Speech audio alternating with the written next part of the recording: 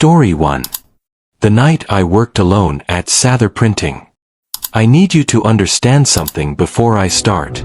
I have told this story to exactly one person since it happened, and that person was my older brother, and after I finished telling him he was quiet for a long time, and then he said, "Are you sure?" And I said yes, and he said okay, and we never talked about it again. Not because he didn't believe me. I think he did believe me. I think that was exactly why we never talked about it again. Some things are easier to leave in a specific place and not take out again.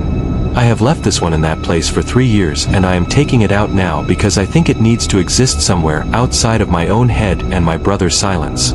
I was 26 when this happened. I was working nights at a commercial printing facility called Sather Printing, which was located in an industrial park on the eastern edge of a mid-sized city, in one of those areas where the buildings are large and low and identical, and the streets between them are empty after 6 in the evening. Sather was a mid-sized operation. They produced commercial print materials, packaging, promotional items, that kind of work. The facility ran 2 shifts. Day shift was 7 in the morning until 7 in the evening and had a full crew of 12 or 15 people depending on the workload. Night shift was 7 in the evening until 7 in the morning and on most nights had a crew of 4, a press operator, a bindery operator, a finishing tech, and a floor supervisor. I was the floor supervisor. I want to describe what Sather Printing looked like at night because the physical space is important for understanding what happened, and because describing it is one of the ways I can make you feel what it was like to be there. The facility was one large building, approximately 40,000 square feet of floor space, divided into operational zones by function rather than by walls. The press room occupied the central and largest portion. 4 large offset presses arranged in 2 rows, each one the size of a small house, running at night with a sound that you felt in your chest as much as you heard with your ears. The bindery was at the far end of the building to the north, separated from the press room by a set of heavy sound-dampening curtains that reduced but did not eliminate the press noise. The finishing area was along the eastern wall. The loading dock was at the southern end, and along the western wall ran the administrative section, offices, a break room, storage rooms, the server room, and at the far north end of the western wall, the maintenance corridor that ran behind all of the western wall's rooms and gave access to the building's utility systems. At night, with the presses running and the lights in the operational areas at full brightness, the facility had a specific quality. The noise was constant and physical. The light in the press room was intense. The kind of light that exists specifically to allow precise color work and that has a flatness to it, an absence of shadow, that makes the space feel slightly unreal. The areas of the building that were not in active use, the administrative section, the storage rooms, the loading dock area when no trucks were in, were darker and quieter, the secondary lighting doing enough to navigate by but not enough to make the spaces feel inhabited. I had been at Sather for 7 months when the night I'm describing happened. I knew the facility as well as I knew any space I had spent significant time in. I knew the sounds of the presses and the sounds of the bindery equipment, and the sounds the building made when the temperature outside dropped and the metal of the roof contracted. I knew the specific sound of the loading dock door when a truck backed in, and the specific sound of the break room microwave, and the specific sound of the server room's cooling fans, which ran at a constant pitch that you stopped hearing within your first week and immediately noticed again if they ever stopped. I knew all of the sounds that Sather Printing made at night. I am saying this carefully and specifically because the thing that happened began with a sound. A sound I did not recognize. A sound that did not belong to any of the categories of sounds I knew. The night in question was a Wednesday in November. I know the month because of the cold. The loading dock area was always cold in November when trucks came in, and I remember the specific cold of that area on that night. My crew that night was 3 people instead of 4. The finishing tech had called out sick that afternoon, and Sather's staffing at that time did not have a reliable on-call system, which meant I was covering floor supervision with a press operator named Carl and a bindery operator named Desiree. Carl had been at Sather for 4 years and Desiree for 2, and both of them were competent and self-sufficient in their work, which meant that on a normal night I moved between the press room and the bindery on a rotation and handled anything that came up and otherwise stayed out of their way. We were 3 hours into the shift. It was just after 10 in the evening, and everything was running normally. Carl had his press running a long job that would take most of the shift. Desiree was running a bindery job on the saddle stitcher. I had done my 10 o'clock walkthrough of the full facility, which was part of my floor supervisor protocol. A check of all operational areas and the perimeter of the building, including the loading dock and the administrative section. Everything was normal. I had logged it normal and gone to the break room to make coffee. I was in the break room, which was in the administrative section along the western wall, when I heard it. I want to describe this sound as precisely as I can because the precision matters. It was not a loud sound. It was not a dramatic sound. It was a short, quiet, specific sound that came from the direction of the maintenance corridor. The corridor that ran behind the western wall's rooms, accessible through a door at the far end of the administrative section. The sound lasted perhaps 2 seconds and then stopped. It was the sound of something metallic being set down on a concrete floor. A deliberate placement, not a drop. Not the sharp crack of something dropped, but the softer, more controlled sound of something being placed. The sound of someone who is trying to be quiet, but who has made a small, unavoidable noise. I stood in the break room with the coffee mug in my hand, and I listened. The press noise from the main floor was audible even here, reduced by the distance and the walls but present. Underneath it, the facility was quiet. No further sound from the maintenance corridor.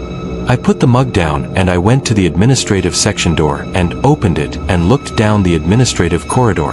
The corridor ran north to south along the western wall, lined with office doors on the right and the break room and storage rooms on the left. The lighting was the secondary lighting, enough to see clearly but without the intensity of the operational areas. The corridor was empty. At the far north end of the corridor was the maintenance corridor door. A metal fire door, normally kept closed, with a push bar on the administrative side and a key lock on the maintenance side. I walked to it and pushed it open and looked into the maintenance corridor. The maintenance corridor was narrow, about 4 feet wide, and ran the full length of the western wall, with access panels on both sides for utility systems. The lighting in here was minimal, a single fluorescent strip running the length of the ceiling, switched on by a motion sensor that had activated when I opened the door. The corridor stretched ahead of me, lit in the flat way of spaces that are lit only for functional access, and it was empty. I stood in the entrance to the maintenance corridor and looked the length of it. Nothing. The access panels on both sides were all in their normal closed position. The floor was concrete, clean, the kind of floor that would show marks if anything had been on it recently, but that I couldn't read for recent disturbance under this lighting. I let the door close and went back to the break room and picked up my coffee and stood there for a moment. The sound had been real. I was not the kind of person who heard things that weren't there, and I had heard it clearly and specifically, and it had come from the direction of that corridor. But the corridor was empty and the door had been locked from the maintenance side. To get into the maintenance corridor from outside the building you needed a key, and the only keys were held by the facility manager, the maintenance team lead, and myself as night floor supervisor. I held the key. It was on the keyring in my pocket. I had not used it that night. I drank my coffee and did a rational accounting of what the sound could have been. Thermal contraction of the building's metal systems, pipes or ductwork moving as the exterior temperature dropped at night. A piece of equipment in the maintenance corridor cycling on or off and making a contact sound as it did. A sound from outside the building that had entered through the utility penetrations in the wall and been amplified and redirected by the corridor's acoustics. All of these were possible. All of them were more likely than the alternative. I finished my coffee and went back to the floor. For the next 2 hours the shift ran normally. Carl's press was running smoothly. Desiree's saddle stitcher completed one job and she set up the next. I did my 11 o'clock and midnight walkthroughs and found nothing unusual. The maintenance corridor door was closed and secured each time I passed it. At 12:45 I was in the finishing area along the eastern wall, checking the output from a small laminating job that had been set up to run unattended on a timer, when I noticed the light. The administrative section was to my left and across the main floor from where I was standing. I could see the door to the administrative section from my position. It was a standard door with a small wireglass window in the upper half, the kind that lets you see through it. The door was closed. Through the wireglass window the administrative corridor should have been lit with the secondary lighting, the consistent, flat illumination of the motion sensor corridor lighting that stayed on for 10 minutes after the last detected movement and then went to standby. The corridor was dark. Not completely dark, but darker than the secondary lighting should have left it. As if the secondary lighting had gone to standby, which meant no movement had been detected in that corridor for 10 minutes. Which meant no one had been in the administrative section for at least 10 minutes. I had been in the finishing area for about 8 minutes. Before that I had been on the press room floor. I had not been in the administrative section since my midnight walkthrough. So the corridor going to standby made sense given my own movements. But as I watched, and I want to be precise about this because the timing matters, as I watched the wireglass window of the administrative door, the corridor on the other side went from the dark standby state to the lit secondary lighting state. The motion sensor activated. The lights came on. Something in the administrative corridor had moved. Something that the motion sensor had detected. Carl was at his press, visible from where I stood. Desiree was in the bindery, which I could confirm by the sound of the saddle stitcher. I was in the finishing area. Those were the 3 people in the building. None of us were in the administrative section. I walked across the main floor to the administrative door and pushed it open. The corridor was lit and empty. All the office doors were closed, as they had been all night. The break room door was closed. The storage room doors were closed. The maintenance corridor door at the far end was closed. I stood in the corridor for a moment, and I felt something that I want to try to describe accurately because I think the accuracy matters for understanding what the rest of the night became. What I felt was not fear exactly, not at that moment. It was the specific feeling of a space that has just had someone in it and no longer does. The feeling you get when you enter a room immediately after someone has left. A room that is technically empty but that has a quality of recent occupation, of air that has been moved by another body, of a presence that ended a moment before yours began.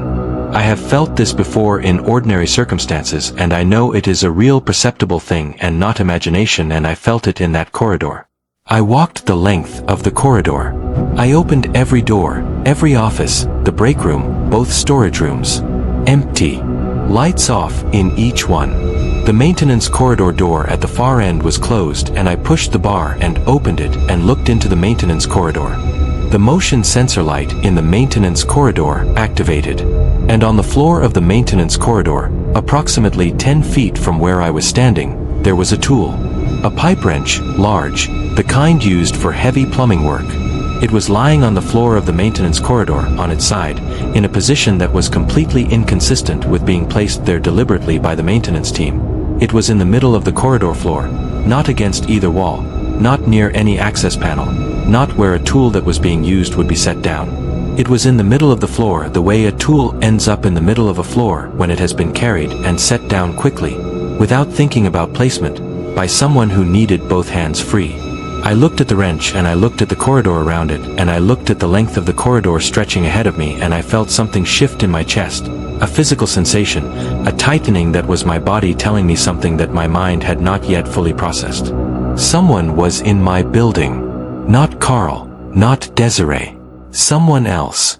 Someone who had been in the administrative corridor when the motion sensor activated, who had moved into the maintenance corridor before I entered the administrative section, who had set a pipe wrench on the floor and kept moving. I let the maintenance corridor door close and I went back into the administrative section and I called Carl on the facility radio. I told him to stop his press and stay where he was. I called Desiree and told her to stop her machine and stay in the bindery. I told them both I was calling this in to the security response service that Sather used for after-hours incidents and that nobody should move until I said so. I called the security line. They said they would dispatch a response unit within 15 minutes. I stood in the administrative section corridor with the lights active around me and the press room now quiet for the first time that night. Carl had shut his press down as I asked, and the building had a different quality in the silence. The sounds that the presses had been covering with their constant physical presence were now audible. The cooling systems, the HVAC, the server room fans, and under all of these, from somewhere in the building, a sound that I tracked for several seconds before I understood what it was. Footsteps. Quiet ones. Moving on concrete. Not in the administrative section where I was standing. From the direction of the loading dock.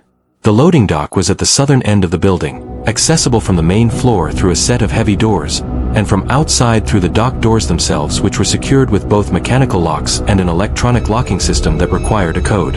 I had checked both on my midnight walkthrough. Both secured. I did not go to the loading dock. I want to be honest about that. I stood in the administrative corridor and I listened to the footsteps, and I did not go toward them. I am a practical person, and practical people understand the difference between investigating a sound in a building where you are certain you are alone, and investigating a sound in a building where you now know you are not alone. These are different situations requiring different responses. I stayed where I was and I kept the radio in my hand and I listened. The footsteps stopped. The security response unit arrived 11 minutes later. 2 guards, one of whom I knew by face from previous incidents at the facility. They were thorough. They cleared the facility room by room, section by section, in the systematic way of people who do this regularly. It took them 45 minutes to clear the full 40,000 square feet. They found the pipe wrench in the maintenance corridor where I had seen it. They found a section of one of the loading dock's secondary doors that had been compromised.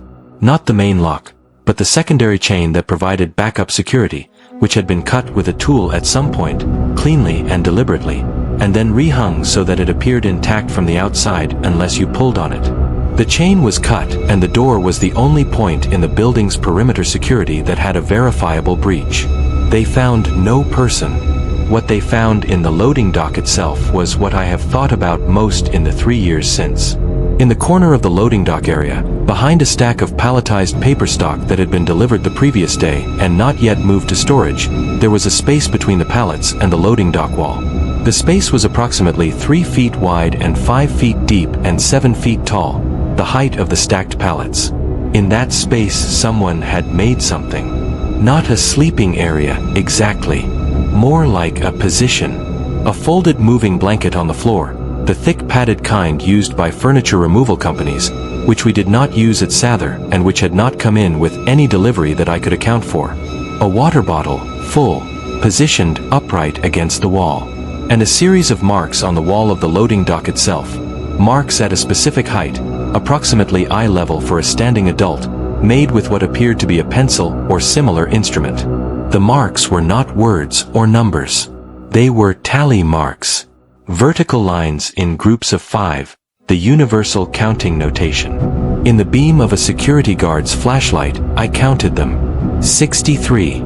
63 tally marks on the wall of my loading dock.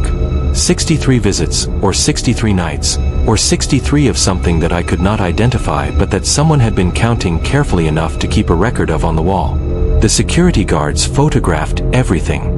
The police were called and arrived within the hour and documented everything further. The cut chain on the loading dock secondary door was examined, and the cut was assessed as having been made with bolt cutters, cleanly, by someone who knew what they were doing. The police assessment was that someone had been accessing the facility through the compromised loading dock door on multiple occasions. The tally marks suggested a pattern of repeated visits. The blanket and water bottle suggested that at least some of these visits involved extended stays in the loading dock space. What they were doing in the facility during these visits, whether they had ever gone beyond the loading dock into the main building, whether the sound I heard in the maintenance corridor and the pipe wrench on the floor indicated movement deeper into the building, the investigation could not determine with certainty. What the investigation did determine was that the maintenance corridor had a utility access point that connected to the loading dock through a pipe chase, a narrow vertical and horizontal run for building services that an adult could, with effort, move through between the loading dock level and the maintenance corridor level. The pipe chase had not been considered a security vulnerability because it was designed for pipe access and not for human movement. But it was physically possible. The marks on the wall of the pipe chase interior, the kind of marks that accumulate when a person moves through a confined space, abrading the wall surface, suggested it had been used. The facility's security company upgraded the loading dock security. The pipe chase access points were sealed. The cut chain was replaced with a welded fitting. Cameras were installed covering the loading dock and the maintenance corridor. I worked at Sather Printing for another 5 months after that night. I do not know why as long as 5 months. I think partly it was stubbornness, the refusal to let an incident drive me out of a job I was otherwise good at. But the facility felt different after that night, and it kept feeling different no matter how long I gave it. Every time I did my midnight walkthrough and passed the loading dock doors, I thought about the tally marks. 63 of them. Counted carefully. Kept track of. What were they counting? The investigators had no answer. I have no answer. 63 is a specific number, not a round number, not a number that suggests approximation. Someone counted something specific 63 times and marked each one on the wall in the dark of the loading dock space. What I keep coming back to, what I have come back to almost every day for 3 years, is the sequence of events on that night. The sound in the maintenance corridor at 10, which I investigated and found nothing. The motion sensor in the administrative corridor activating at 12:45, which I investigated and found nothing but felt the quality of recent occupation. The footsteps from the loading dock direction after I'd radioed Carl and Desiree to stop and stay. The sequence of these things. The movement through the building that the sequence implies. Someone had been in that building with me for at least 2¾ hours before the security unit arrived. Moving through it. Using the maintenance corridor. Being in the administrative section. Moving to the loading dock when I called the security line. Moving through the pipe chase, possibly between levels. In my building, in the dark, while I walked the floor and Carl ran his press and Desiree ran the saddle stitcher. All of us present and none of us knowing. The number that I keep arriving at when I think about this is not 63. It is the 14 months that the previous floor supervisor had been at Sather before I started. 14 months, and then she had moved to a day position at a different facility. I spoke to her once, briefly, after the incident, because the police had wanted to interview all former staff with facility access. She told me she had requested the day position transfer 8 months before she actually moved. She had been trying to leave nights for 8 months before she succeeded. I asked her why she had wanted to leave nights. She was quiet for a moment and then she said, "I kept feeling like I wasn't the only one there." She said she had never found anything specific. No sounds she could identify, no evidence she could point to. Just the persistent feeling, building over months, of not being alone in the facility at night. I told her about the tally marks. She was quiet for a long time after that, and then she said, "I used to count the nights too. I counted them because it helped me get through them. Every night, I thought if I can just get through this one." I got to 112 before I got the transfer. I said, "What happened at 112? She said, "Nothing happened. I just stopped being able to make myself go in." I have thought about what she said many times. About the counting that both of them did, her counting the nights she survived, the person in the loading dock counting whatever they counted. 2 different people in the same building marking time in the dark. I do not know what to make of that parallel. I am not sure I want to. I left Sather 5 months after the incident. Day work, different industry. I sleep at night now and I prefer it. I have not worked a night shift since and I don't intend to. The tally marks on the loading dock wall are, as far as I know, still there. The police photographed them but did not remove them. The new cameras cover the loading dock from 2 angles. Whether anyone has stood in front of those marks since the cameras were installed and counted them and found they still end at 63, I do not know. I think about it sometimes. Whether the count continued. Whether somewhere, in some record I cannot access, the number is higher now. I hope it isn't. I genuinely hope it isn't. Story 2. The apartment above mine. I have been trying to write this down for 2 years and every time I start I get to a specific point in the account and I stop because that point requires me to describe something that I have never been able to describe in a way that makes it sound like what it actually was rather than what it sounds like when you say it out loud to someone who wasn't there. I am going to push through that point this time. I am going to describe it exactly as it happened, and I am going to trust that the people reading this will understand the difference between something that sounds unbelievable and something that is true. Both can be the same thing. I know that now. I was 27 when I moved into the apartment on Carver Street. It was a 4-story building, older. The kind of building that was constructed in the early part of the last century when buildings were made with thick plaster walls and high ceilings and the kind of solid interior doors that you don't find in modern construction. The building had 12 apartments, 3 per floor, arranged along a single corridor on each level with a stairwell at each end. My apartment was 2B, which was on the second floor, center position, with windows facing the street on one side and the building's interior courtyard on the other. I moved in because the rent was within my budget and the location was good. 20 minutes on foot from the office where I worked as a data analyst for a mid-sized insurance firm, close to 2 grocery stores and a laundromat, on a street that was quiet without being isolated. I had looked at 6 apartments before this one, and this was the first one that felt like somewhere I could actually live rather than somewhere I was tolerating. The ceilings were high and the light was good, and the wood floors had the specific character of floors that have been walked on for 100 years and have absorbed something of all that use into their grain. I signed a 12-month lease and moved in on a Saturday in September and spent the first weekend getting my things arranged and learning the building. The building had the kind of character that comes from age and from many different people having lived in it. The stairwell smelled of other people's cooking, and the corridors had the compressed quiet of spaces where people are always close but rarely visible. My immediate neighbors were a couple in 2A whose names I learned from the mailboxes were the Okafor Williamses and a man in 2C whose name on the mailbox was D. Reeve. I passed both neighbors in the corridor during my first week and exchanged the brief nods of people who share a building without yet sharing anything else.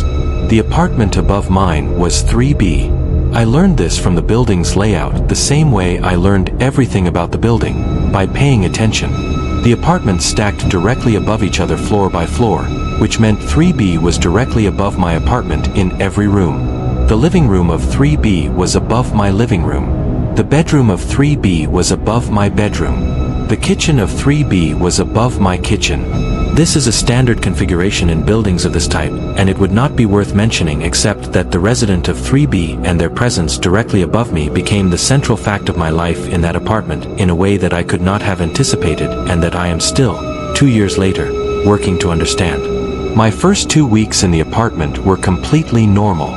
I heard my upstairs neighbor the way you hear upstairs neighbors in old buildings. Footsteps on the floor above, the occasional sound of a chair being moved, the muffled sound of a television or music at a reasonable volume in the evenings.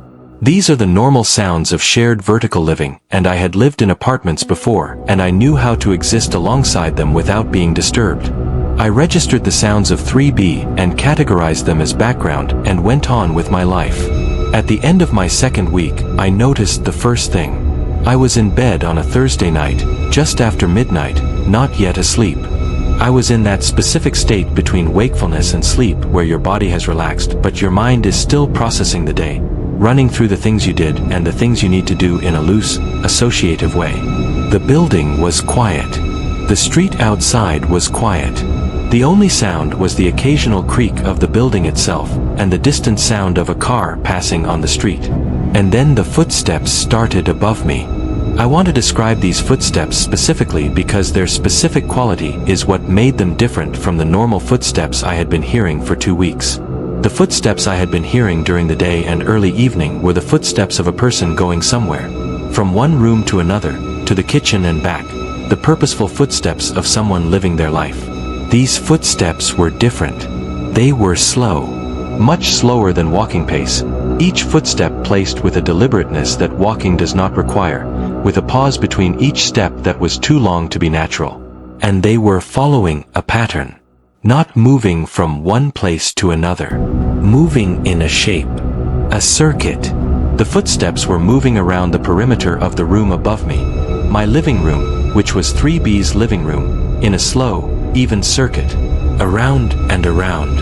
I lay in my bed and I counted the circuits. One full circuit of the room above me took approximately 40 seconds at the pace these footsteps were moving. I counted 4 circuits before the footsteps stopped. Then silence. Then, after perhaps 5 minutes, the footsteps began again. Another 4 circuits. Stop. Silence. Begin again. This continued for, I checked my phone when it finally stopped, 1 hour and 17 minutes. Then it stopped and the building was quiet, and I lay there for a long time before I slept. In the morning I told myself it was someone who couldn't sleep. Someone who paced when they were restless, which is a real and common thing. The circuit pattern was strange but not impossible.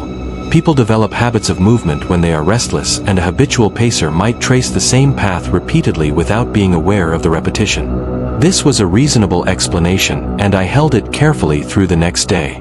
The footsteps came again the following night. Same time, just after midnight. Same pace. Same circuit pattern. Same duration, this time 1 hour and 4 minutes before they stopped. I lay in the dark and listened to the slow circuit above me, and I felt something that I classified as mild unease and attributed to the strangeness of the pattern rather than to anything genuinely concerning. By the end of the first month, the footsteps had occurred on 19 of 30 nights. Always after midnight. Always the same circuit. Always the same slow, deliberate pace. Always in clusters of 4 circuits followed by a pause. Never varying. I had kept a record on my phone because keeping a record is what I do. I am a data analyst by profession, and recording and analyzing patterns is how I understand things. 19 of 30 nights. The 11 nights where they did not occur had no obvious pattern of their own. Not weekends, not any specific day of the week. Random absences within a consistent overall presence. I went to my building's superintendent at the end of that first month. His name was Mr. Gareth, and he had managed the building for 9 years, and he was the kind of building superintendent who had developed, over 9 years, a specific manner for receiving complaints, attentive and non-committal, the manner of someone who has heard many things and has learned to promise investigation without promising resolution. I described the footsteps. I showed him my record on my phone. He looked at the data with what appeared to be genuine interest and said he would speak to the resident of 3B. He called me 2 days later. He said he had knocked on 3B and had not received an answer. He said he had checked the lease records and that 3B was currently occupied. The tenant had been there for 8 months. Their rent was current. The lease was active. He said he would try again. He tried again and called me again 3 days after that. He had knocked on 3B on 2 further occasions at different times of day and received no answer on either occasion. He said he was going to use his master key to do a welfare check, as he was within his rights to do given the circumstances. He asked me to be available that afternoon. I was home when Mr. Gareth knocked on 3B that afternoon. I was in my apartment with my door open slightly, listening. I heard him knock and announce himself. I heard the key in the lock. I heard the door open. I heard him move into the apartment. Then I heard him stop. There was a pause of perhaps 30 seconds in which I heard nothing from above me. Then I heard Mr. Gareth's voice, speaking to someone. I could not make out the words, just the tone of his voice, which was the careful tone of someone who is trying to be neutral about something that is not entirely neutral. Then another voice, lower, harder to hear. Then silence.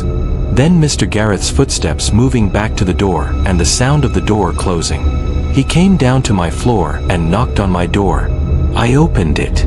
His expression was controlled in the way of someone who is being professional about something they are uncertain about. He said the apartment was occupied. He said he had spoken to the resident, who was present and appeared to be well. He said the resident had confirmed they were aware of the noise complaint and would endeavor to be quieter after midnight. I asked him what the resident was like. He paused before answering. Then he said, they were in the apartment. Everything appeared to be in order. He said it with the specific construction of someone who is answering the question they are comfortable answering rather than the question that was asked. I said, but what were they like? He said, I think the situation will be resolved. And then he said good night and went back to the stairwell. The footsteps came again that night. Midnight. The same circuit. The same pace. The same duration. I want to tell you that nothing else happened for several weeks, and that would be true in terms of the footsteps. They continued on their established pattern, and I documented them, and I spoke to Mr. Gareth twice more and received 2 more versions of the same carefully neutral response. But several other things happened in that period that I did not initially connect to the footsteps and that I now understand as part of the same situation. The first was the mail. At the end of my second month in the apartment, I received a piece of mail that was not addressed to me. This happens. Mail is misdelivered. The postal system makes errors. The piece of mail was addressed to the resident of 3B. I know this because the apartment number was on the envelope. Not a name, just an apartment number, 3B, with the building's address. No name, just the number. I took it upstairs and knocked on 3B's door. I had not done this before. I had left the complaints to Mr. Gareth and had not sought direct contact with the resident. I stood at the door and knocked and waited. No answer. I knocked again. I could hear, faintly, from inside the apartment, a sound. The sound of movement. Not footsteps. A different sound. A shifting sound, like weight being redistributed, like a person changing their position. The sound of someone who was inside and was aware that they were being knocked on and was not coming to the door. I said through the door, "I have a piece of mail for you." It was delivered to my box by mistake. Silence. The shifting sound had stopped. I said, "I'll leave it by the door." And I placed the envelope on the floor in front of the door and went back downstairs. When I passed 3B's door the following morning, the envelope was gone. The second thing that happened in that period was the smell. It began in the third month, subtle at first, a smell in my apartment that I could not source. Not a strong smell, not an alarming smell, but a specific one. The closest I can come to describing it is the smell of a room that has been closed for a long time and then opened. Not decay, not anything organic in the unpleasant sense. Just the particular quality of air that has been contained. Stale in a very specific way. It came and went. Some mornings it was present when I woke and was gone by the time I had been up for an hour. Some evenings it arrived around 9 or 10 and dissipated before midnight. I checked everything in my apartment that could be a source. The refrigerator, the drains, the ventilation. I had the super look at the plumbing. Nothing was identified as a source. The smell continued on its own pattern, present and absent, for the remainder of my time in that apartment. The third thing was the ceiling. My bedroom ceiling, the underside of 3B's bedroom floor, had a small water stain in one corner that had been there when I moved in and that Mr. Gareth had identified as an old stain from a leak that had been repaired. One evening in my third month I was lying in bed and I looked at this stain and I noticed that it had changed shape. Not dramatically, the outer edge of the stain had extended perhaps an inch in one direction. A new moisture event, possibly. I photographed it with my phone, which I did partly out of habit and partly because I had started photographing things in the apartment that seemed to change. I photographed the ceiling stain every week for the following 2 months. In those 2 months the stain changed shape 4 times. Not in the way a water stain changes shape after a leak event, not a sudden expansion following a visible moisture incident. In a slow, incremental way. A small extension here. A slight darkening there. As if the moisture producing it was slow and consistent and coming from above in a very specific and localized way. I showed the photographs to Mr. Gareth. He looked at them carefully and said he would have someone look at the plumbing in 3B. He arranged this, or said he did. Whether the plumber actually entered 3B I don't know, because the stain continued to change after that. I want to tell you about the 4th month because the 4th month is where the story becomes something I have difficulty telling. I had been in the apartment for 4 months when I woke up at 2:47 in the morning to the sound of the footsteps directly above my bed. The footsteps had always been above the living room. The circuit that I had tracked for 4 months covered the perimeter of the living room space above me. And while I could sometimes hear them in the bedroom depending on where in the circuit they were, the primary location had always been the living room. What I heard at 2:47 was the footsteps directly above my bed.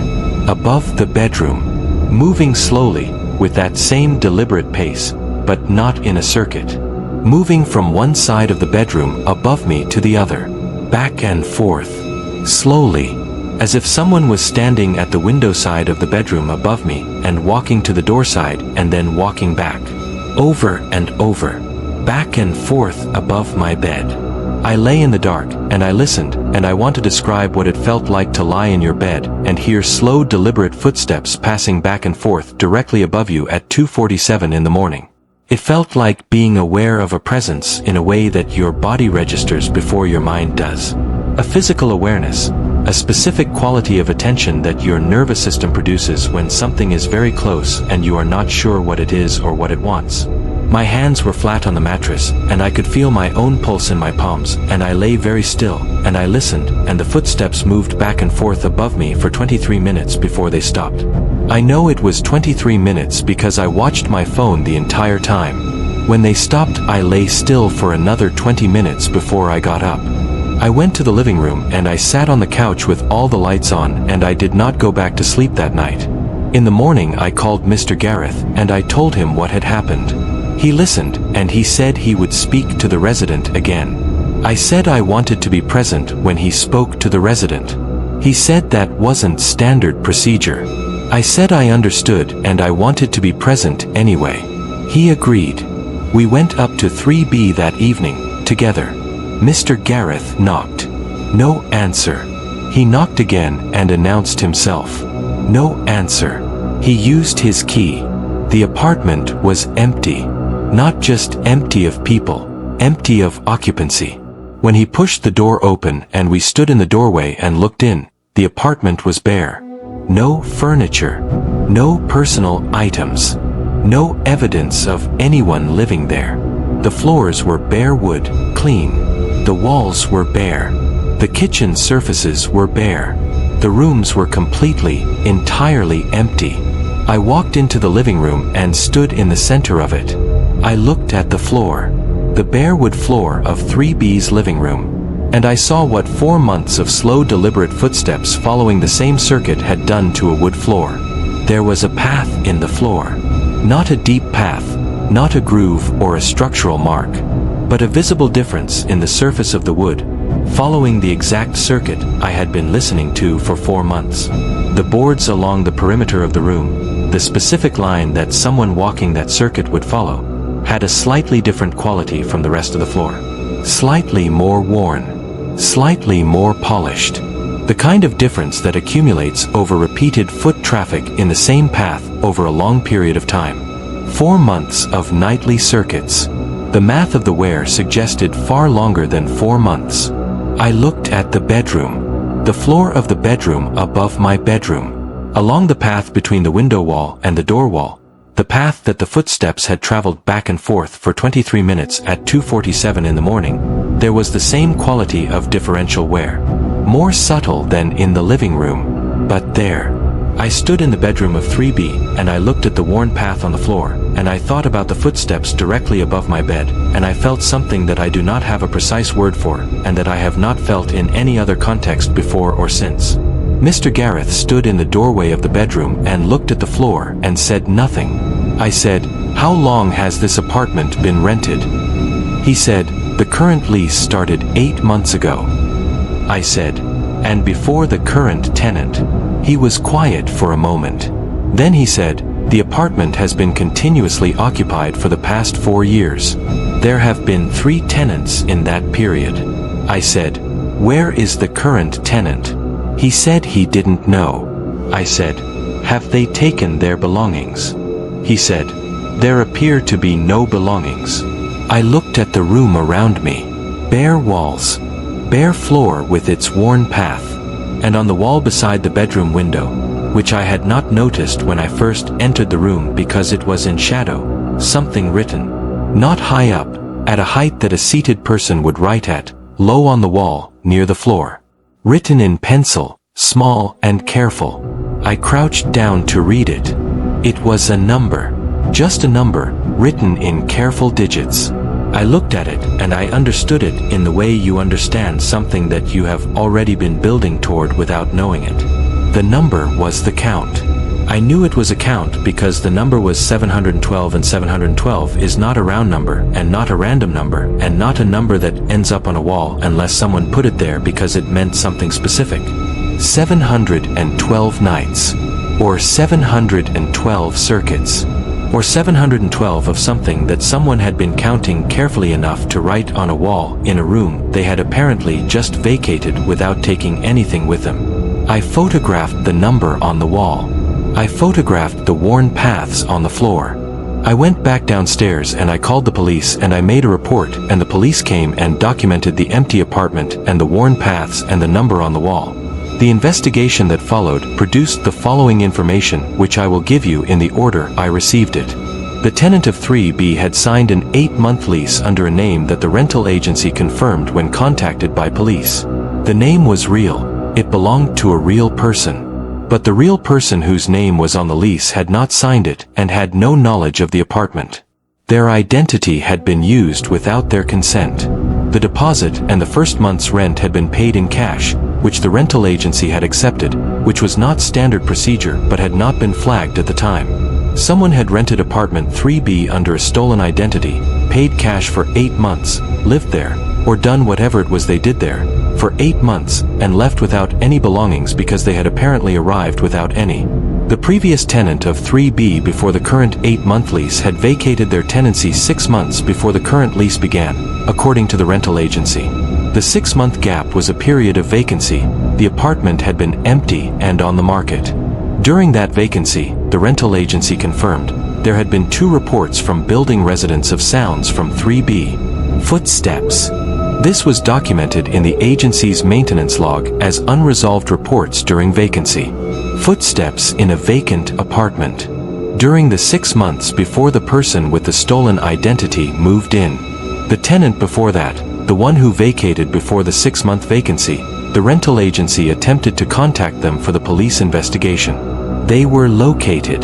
They had lived in 3B for 14 months before vacating.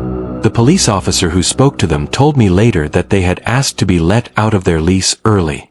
When asked why, they had said they were uncomfortable in the apartment. When pressed on what uncomfortable meant, they had said, the footsteps. I moved out of Carver Street at the end of my lease. I did not renew. I gave the required notice and I left on a Saturday in September, exactly 12 months after I arrived. On my last night in the apartment, lying in bed in the dark, I heard the footsteps above me. The circuit in the living room, slow and deliberate. 4 circuits. Pause. 4 circuits. The pattern I had documented for 12 months. Exactly as it had always been. I lay in the dark and I listened to them and I thought about the number on the wall. 712. And I thought about the wear on the floor and what it represented in terms of time and repetition. And I thought about the 6 months of vacancy reports before the most recent tenant. And the tenant before that. And the one before that. I thought about how long the circuit had been running. How many nights, in how many different configurations of who was listening from below and who was not. The footsteps had traced the same slow path around the perimeter of that room. I did not sleep that last night. I lay in the dark and I listened until my alarm went off at 6 in the morning, and then I got up and I took my bags and I left. The apartment above mine is still rented, as far as I know. A new tenant, a legitimate one this time. I kept in occasional contact with one of my former neighbors on the 2nd floor, and they mentioned it in passing a few months after I left. A young couple, apparently, just moved in. I did not ask whether they had heard anything at night. I thought about it. I decided not to ask. Some information I think is better given, and some I think is better withheld, and I have spent a long time figuring out which category that question falls into. I landed on withheld. Not because I don't think it matters. Because I don't know what I would do with their answer if they said yes. Story 3. The House on Deller Creek Road. I am going to tell you this the way it actually happened, which means I am going to tell you some things that I have never said out loud to another person, because saying them out loud has always felt like the moment where I lose whoever I am talking to. The moment where their expression changes in that specific way that tells you they have moved you from the category of credible person into a different category, and that nothing you say after that point is going to be received the same way. I have watched that shift happen twice when I have told pieces of the story, and both times it happened at the same point in the telling, and I stopped before I reached that point both times. I am not stopping this time. I was 32 when I moved into the house on Delaware Creek Road. I want to start by telling you about my life at that point because the context matters for understanding both why I moved there and why I stayed as long as I did. I had spent the previous 4 years in a relationship that had consumed most of my available energy and that had ended in the way that consuming relationships end. Not dramatically, not with a single identifiable moment, but with a slow withdrawal of both people from something that had stopped working long before either of them was willing to say so. I came out of it hollowed in the specific way of someone who has been pouring themselves into something for a long time and has stopped. I needed quiet. I needed space. I needed somewhere that asked nothing of me except that I show up and pay the rent. The house on Delaware Creek Road asked those things and nothing more, initially.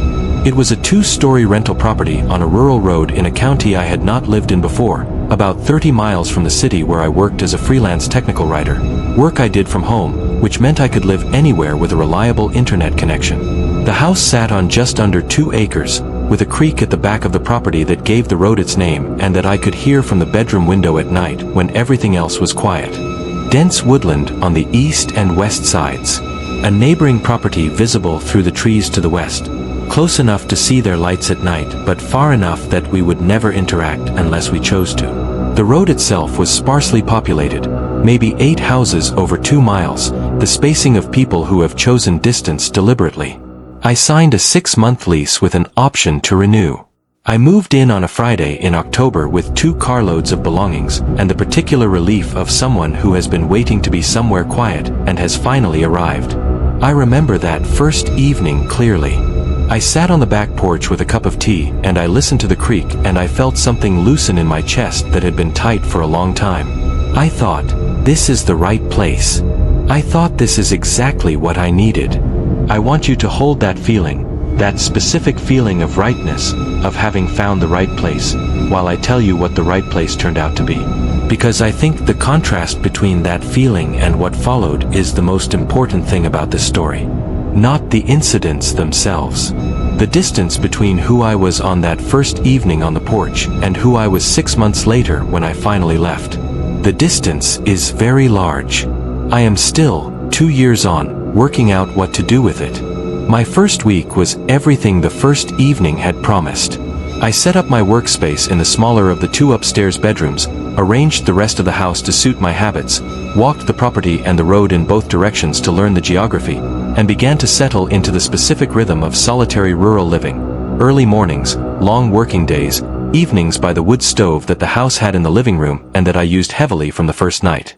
The creek was audible from most of the back of the house and I came to love that sound specifically, the way it changed with the weather and the rainfall and the time of day. It became the background sound of my life there, and I cannot hear moving water now without a complicated feeling that I am still working out how to name. The neighbors to the west, the ones whose lights I could see through the trees, turned out to be an elderly couple named the Prestons. I met them in my second week when Mr. Preston came over to introduce himself, which he did with the directness of rural people who understand that knowing your neighbors is practical rather than social. He was in his mid-70s, retired, a man who had lived on that road for 30 years and who knew it with the comprehensive knowledge of long habitation. His wife Eleanor was also in her mid-70s, a gardener, a reader. They were warm without being intrusive and I liked them immediately and felt reassured by their proximity. Mr. Preston said something in that first conversation that I filed away without examining. He said he was glad the house was occupied again. He said it had been empty for a while, and that empty houses on this road had a tendency to attract attention.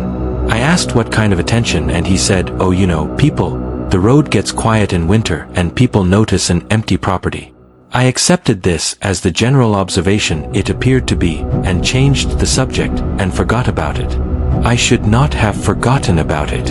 In my third week, on a Tuesday evening in late October, I was working late, a deadline on a technical document that had pushed me past my usual stopping time.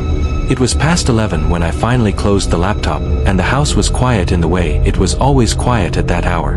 The creek audible through the back walls, the wood stove doing its low comfortable work in the living room. I went downstairs to check the stove before bed, and I was in the living room when I heard something from the back of the house. The back of the house on the ground floor was the kitchen and a small utility room that opened onto the back porch.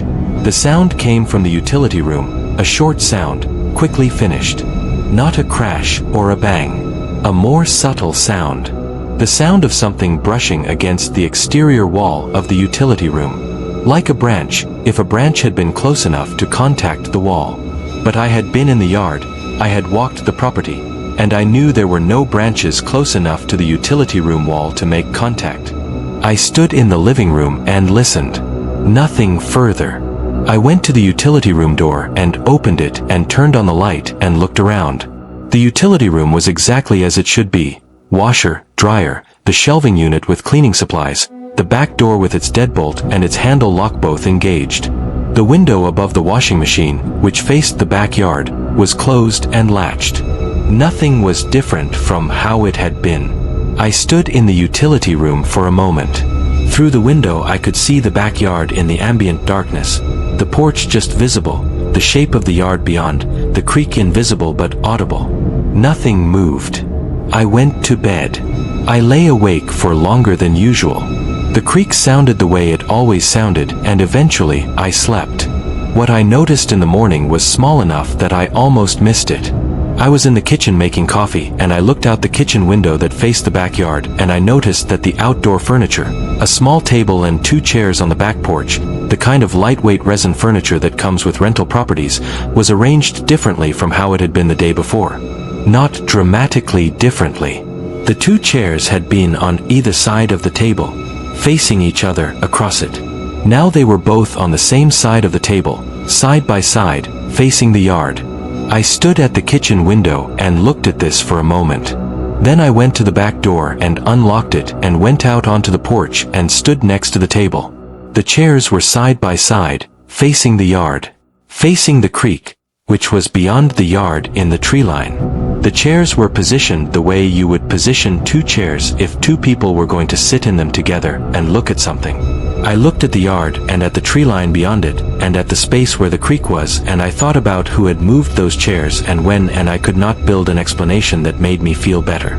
The wind did not move furniture from one configuration to another. I had not moved them. No one had been in the house. I moved the chairs back to their original positions, one on each side of the table. I went inside and finished making my coffee, and I told myself there was an explanation and I would find it. Over the following 2 weeks, I found nothing. No further incidents. The furniture stayed where I put it. The utility room sounds did not recur. I worked, I kept my routine. I watched the property with the specific attention of someone who has been given one reason to pay attention and who is waiting, without fully acknowledging that they are waiting, for another. The second reason came at the end of week 5. I was on my morning walk. I had developed a habit of walking the road in the early morning, east for a mile and back, which took about 40 minutes and which I used partly for exercise and partly for the simple pleasure of the road in the early morning light. I was returning from this walk on a Thursday morning when I noticed something at the edge of the property, near the east tree line. There was a gap in the undergrowth at the base of the trees. Not a natural gap. The undergrowth along the east tree line was dense and consistent, and I had walked along it enough to know its character. This was a gap that had been made, the undergrowth pushed back or flattened to create a cleared space approximately 3 feet wide and 4 feet deep at the base of the trees, like a small alcove in the vegetation. The kind of space that a person could stand in and be entirely invisible from the yard. I stood at the edge of the yard and looked at this gap, and I felt the hair on my arms, under my jacket, stand up in the specific physical way that means your body has understood something before your mind has caught up. I walked to the gap and looked at it closely. The undergrowth had been pushed back deliberately. The stems were bent outward, away from the gap, in the way that happens when something is pushed from inside rather than cut or broken. The ground inside the gap was compressed in a small area, roughly the size and shape of 2 feet standing close together. Someone had been standing in this gap. Standing in a space in the undergrowth at the edge of my east tree line, invisible from the yard, facing the back of the house. From this position, I realized as I turned to look at the house from where the gap was, you had a clear view of the back porch, of the outdoor furniture, of the kitchen window. of the utility room window, of the back door. I stood in the gap in the undergrowth, and I looked at my house from where someone else had been standing, and the view was clear and complete, and I felt something settle into place in my understanding that I could not unseat after that. The brushing sound on the utility room wall. The furniture moved. Someone had been in this gap looking at my house, and at some point they had come closer, close enough to brush the wall. I called the police from the gap, standing where whoever it was had been standing, looking at my house. An officer came within the hour, and I showed him the gap and the compressed ground, and he documented it and walked the tree line in both directions and found nothing further. He told me to lock my doors thoroughly, which I was already doing, and to call immediately if I saw anyone on the property or found anything else. I called Mr. Preston and asked him, carefully, what he had meant about empty houses attracting attention. He was quiet for a moment on the phone, and then he said, "Why don't you come over for tea this afternoon?" I went. Eleanor made tea, and they sat across from me at their kitchen table, and Mr. Preston said, "The house you're in has had some trouble." I asked what kind of trouble. He said that over the past several years, going back before the most recent tenants, there had been incidents at the property. He said he didn't know all the details. He said he knew that a tenant 2 years ago had left suddenly and had told Eleanor when they returned the spare key they'd borrowed that there was someone watching the house. He said before that tenant, there had been a family who had a young daughter who said she saw someone in the yard at night, and the parents hadn't believed her until the father went out one evening and found signs that someone had been at the back of the property. He said before that there had been a young man, a single tenant, who had stayed for only 3 months before breaking his lease. Eleanor said, "He looked frightened when he left. I brought him a casserole when he moved in because he seemed like he was on his own. And when I saw him loading his car to leave, I went out, and he looked frightened. I asked him if everything was all right, and he said no." I asked what he'd said specifically. Eleanor set her teacup down and looked at it rather than at me. Then she said, "He said there was someone who liked the house." Those were his words. Someone who likes the house. I drove back to the house on Deller Creek Road, and I sat in the driveway for a while before going in. I sat there and I looked at the house that someone liked, and I thought about leaving, and I thought about my lease, and I thought about where I would go, and I thought about the specific relief I had felt on the first evening on the back porch listening to the creek. I thought about how much I had needed that feeling and how long it had been since I had felt it and how I did not want to give it up. I went inside. I locked both locks on every exterior door. I checked every window. I set my phone on the bedside table with the police non-emergency number already pulled up so I would only need to press call. And I went to sleep. For the next 3 weeks nothing happened. I walked the east tree line every morning as part of my routine, and the gap in the undergrowth was there. I had not filled it in, which I now think was a mistake. I was leaving it as a monitoring point, and nothing in it changed. No new compression of the ground. No further sounds from the utility room. The furniture stayed where I put it. I began, with the specific stubbornness of someone who has decided that the rational explanation is out there and they just haven't found it yet, to revert to the interpretation that everything had an ordinary cause that I had failed to identify. The creek, the wood stove, the early mornings. I had my life back. And then the notes started. The first note was on a Monday morning in my 7th week. I found it when I went to bring in the recycling bin from the road after the collection truck had come. It was a county road, and the bins went out on Monday morning and came back in on Monday after collection. The note was folded and tucked under the lid of the recycling bin. A piece of white paper, folded twice, with nothing written on the outside. I unfolded it standing at the end of the driveway in the Monday morning. Inside, in small careful handwriting in blue pen, were 2 sentences. The first sentence said, "The creek is loudest on Wednesday nights." The second sentence said, "You have noticed this too."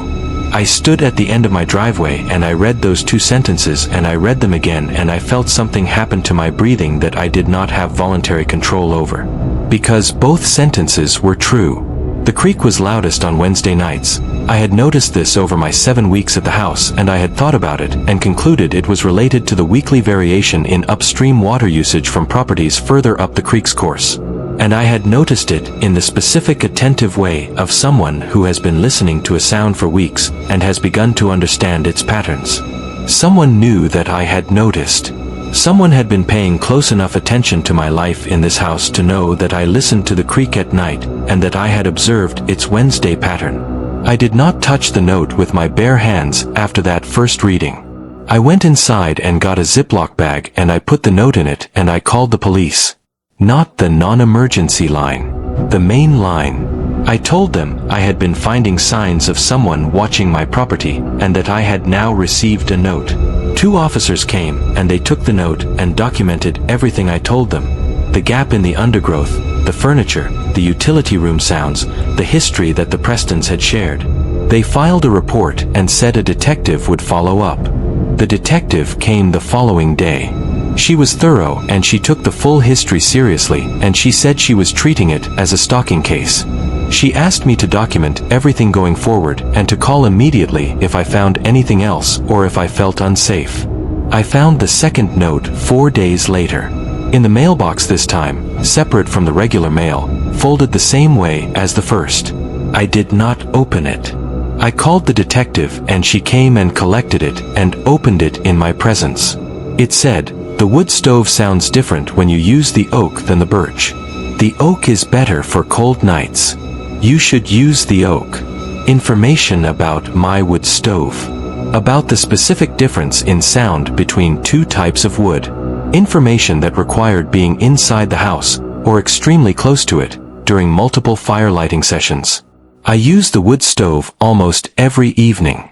Whoever had written this note had been present for enough evenings to distinguish the sound of different wood types burning. The detectives' team processed both notes forensically. Handwriting analysis. Paper analysis. Fingerprints. The fingerprints produced a partial on the second note, a single partial print from one finger. It did not match any existing database record. The paper was standard printer paper available everywhere. The pen was a standard ballpoint. The handwriting analysis produced a profile, adult, likely male based on pressure characteristics, consistent and deliberate writing style indicating comfort with the act of writing, but nothing identifiable. The detective arranged for increased patrol presence on Deller Creek Road. She arranged for a camera to be installed at my driveway entrance, facing both the entrance and the mailbox. She told me to be careful and to trust my instincts and to call at any hour if anything happened. 3 more notes arrived over the following 2 weeks. Each one was collected without me opening it. The detective shared the content with me. I am going to tell you what was in them because the content is the most important part of the story and the part one have most often left out when I have told pieces of this before. The third note said, "You read in the living room on Sunday afternoons. You sit in the chair by the east window. You were reading the same book for 3 Sundays. You finished it last Sunday. I don't know how it ended." The fourth note said, "The light in your workroom goes on at 7:45 in the morning. Sometimes 7:50. Never before 7:45. I have started waking up at 7:40 to be ready." Ready for what? The note did not say ready for what. The detective asked me twice if I had any idea what ready for what meant. I said I did not. The fifth note said, "I have been here longer than you know. The house was empty for a while before you came. I was here then too. I didn't mind the empty. But this is better. I have been here longer than you know. The house was empty for a while before you came. I was here then too." When the detective read that note to me, I was sitting in my kitchen, and I put both hands flat on the table, and I looked at my hands on the table, and I thought about the months the house had been empty before I moved in. About someone being here during that emptiness. About what here meant. About whether here meant the property or the house. I left that day. I did not pack carefully. I took my laptop and my phone and my charger and a bag of clothes and I drove away from the house on Deller Creek Road and I did not go back. The detective arranged for the rest of my belongings to be collected by a removal service that she coordinated with the rental agency, and I paid the early termination clause of the lease and I did not go back. The camera at the driveway entrance had been installed for 6 days when I left. In those 6 days it recorded footage from the driveway and the mailbox area. The detective reviewed the footage in full. She called me 2 weeks after I left to give me the results. The camera had recorded a figure approaching the mailbox at 4:23 in the morning on 2 separate occasions during the 6-day period. The figure approached from the east, along the road, on foot. Dark clothing. Moving carefully, not quickly, with the deliberateness of someone who is familiar with the route and is not in a hurry. The figure placed something in the mailbox, consistent with delivering a note, and then walked back east along the road and was gone. The figure's face was not visible in the footage. Dark clothing and a specific way of walking with their head slightly lowered prevented any useful facial identification. Height and build estimates were recorded. The figure was never identified. The detective told me one more thing in that call. She said she had gone back and spoken to the rental agency about the history of the property. She had asked specifically about the period of vacancy before my tenancy. The house had been empty for approximately 5 months before I moved in. She asked whether the agency had conducted any inspections of the property during that vacancy period. They had conducted one inspection, at the 3-month mark. The inspection had been routine, checking the condition of the property before relisting it. The agency representative who conducted the inspection had noted one anomaly in their report, which the detective had obtained. The anomaly was listed under general observations and read as follows: evidence of occupation in utility room. Bedding material behind appliances. Will arrange cleaning before new tenancy. Evidence of occupation in the utility room. Bedding material behind the appliances. In the room where I heard the brushing sound on the wall. The room with the window that faced the backyard. Someone had been living in my utility room during the 5-month vacancy. Sleeping behind the appliances. Looking out the window at the backyard. At the porch where I would later sit. At the creak that was loudest on Wednesday nights. The agency had arranged cleaning before my tenancy. They had not investigated further. They had not reported it. They had cleaned it and rented the house. I have thought about that utility room every day since. About sleeping behind the appliances and looking out at the creek through the window above the washing machine. About the months of vacancy and what it is like to inhabit a space that is supposed to be empty and to watch it from the inside during all the hours that no one knows you are there. About waking up at 7:40 to be ready when the light in the workroom came on. The case is open. The person was never identified. The notes are in evidence somewhere. The camera footage is in evidence somewhere. The partial fingerprint is in a database with no match attached. I live in the city now. A secure building, a doorman, cameras in the lobby and the corridor.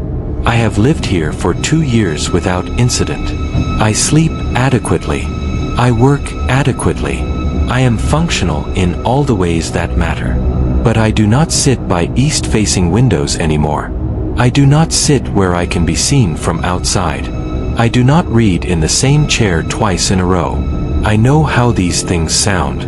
I know they sound like the habits of someone who is not fully okay. I accept that assessment. I am not fully okay, and I am doing the work of getting further okay, and I think I will get there. What I cannot seem to move past is the 5th note.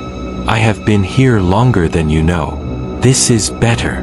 Someone watched my house become a home and decided it was better than the empty. Someone was present for all of it. The tea on the first evening, the creak getting louder on Wednesday, the oak in the stove on cold nights, the book I spent 3 Sundays reading. All of it witnessed. All of it noted. I finished the book on the last Sunday. I don't know how it ended, the note said. I don't know how it ended. I finished it. The book ended well. The main character found what they had been looking for, and it turned out to be exactly what they needed, and they were okay. I have thought about leaving that information somewhere they might find it. On a piece of paper in a mailbox, or tucked under a recycling bin lid, or folded twice and left somewhere specific. I know how that sounds. I would never do it. But I have thought about it. Some forms of being known, even by someone who has no right to know you, leave something behind that does not entirely go away. That is the thing I cannot put down. Not the fear exactly. The specific strange intimacy of having been so closely observed by someone I never saw in a house that I loved. The creak. I still think about the creak. I still think about sitting on that porch on the first evening with my tea, feeling something loosen in my chest. I think about that feeling, and I think about who else was listening to the creak that evening, and whether they felt anything when I arrived, and what they felt when I left. I will never know. That is the part of this that has no resolution. Not the identity, not the motive, not the investigation's outcome. The part with no resolution is that somewhere there is a person who knows things about my life that I told no one, and that I will never know what they did with that knowledge, or what it meant to them, or whether they are out there still, listening to someone else's creak and noting which would sound better in the stove. I think about that sometimes. Late at night. In the city apartment with the doorman and the cameras.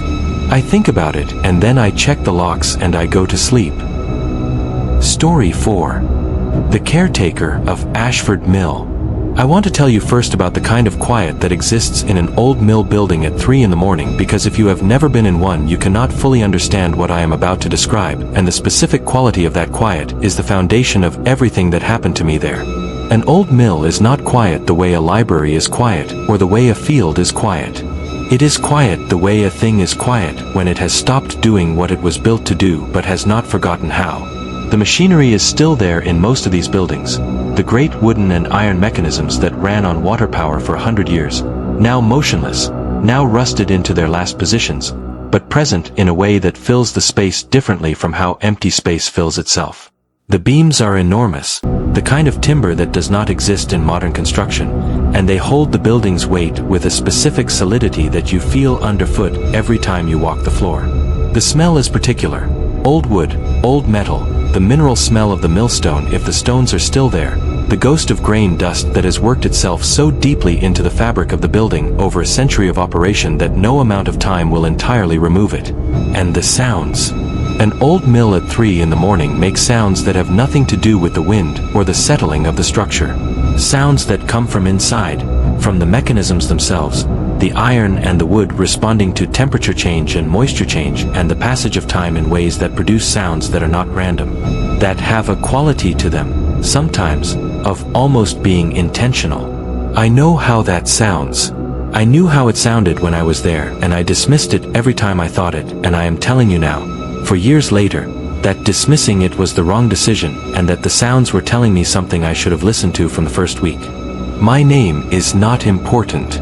What is important is that I was 29 when I took the caretaker position at Ashford Mill, and that I was the kind of 29-year-old who believed in practical explanations for everything, and who had never encountered anything that had seriously challenged that belief.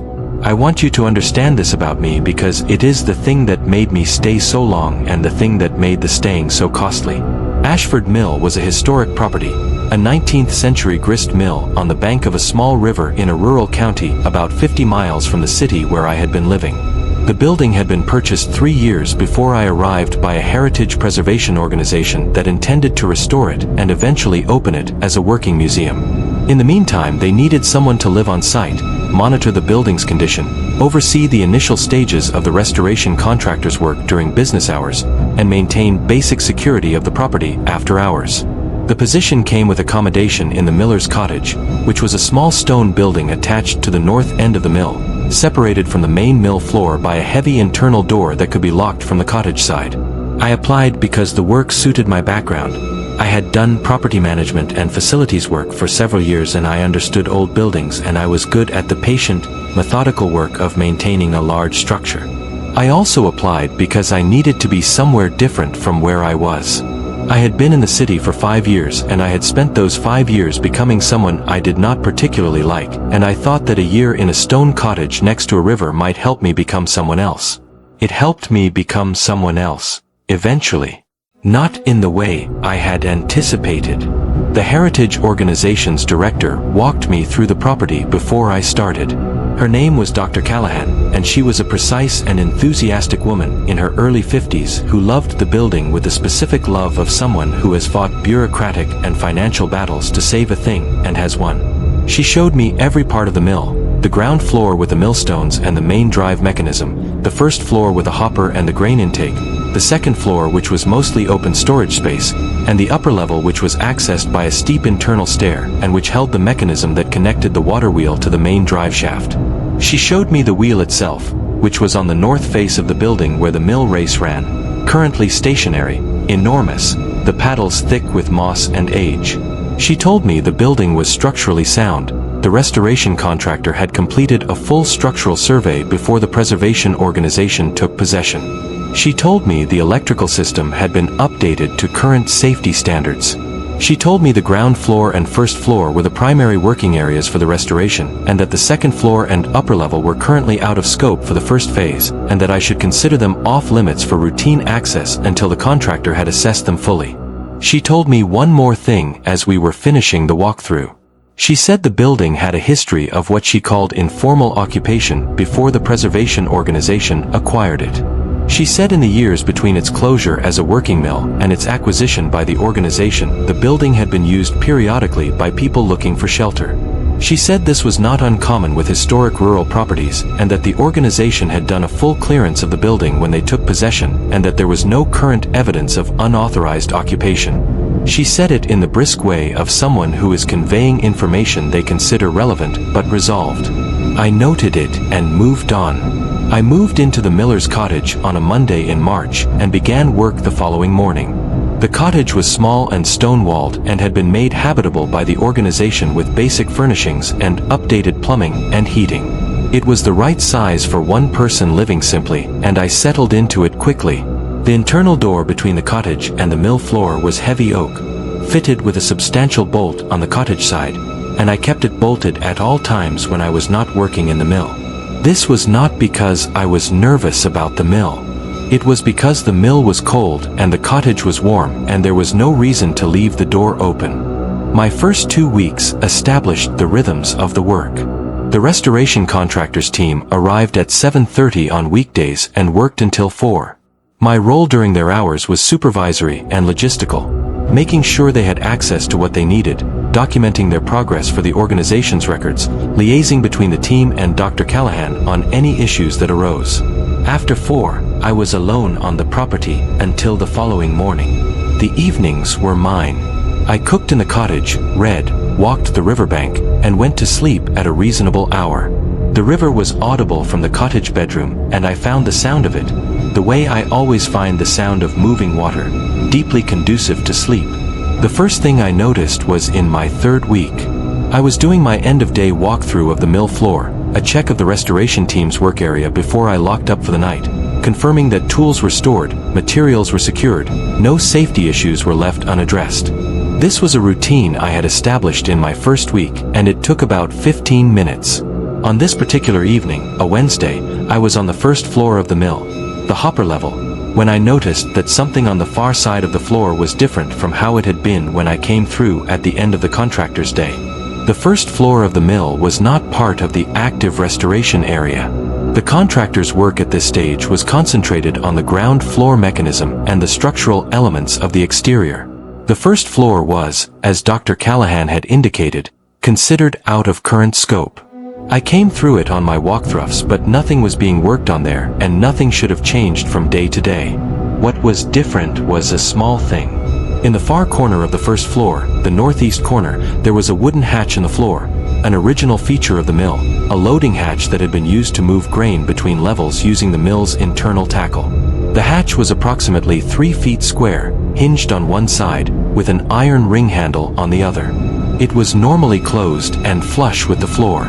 On this Wednesday evening, the hatch was not fully closed.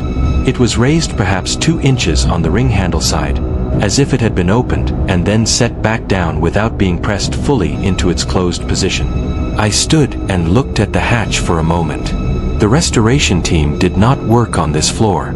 I had been through this floor at the end of the contractor's day 4 hours ago, and the hatch had been closed. It was now not fully closed. I walked to the hatch and looked at it. The wood around the ring handle showed no fresh marks. The hatch itself appeared undamaged.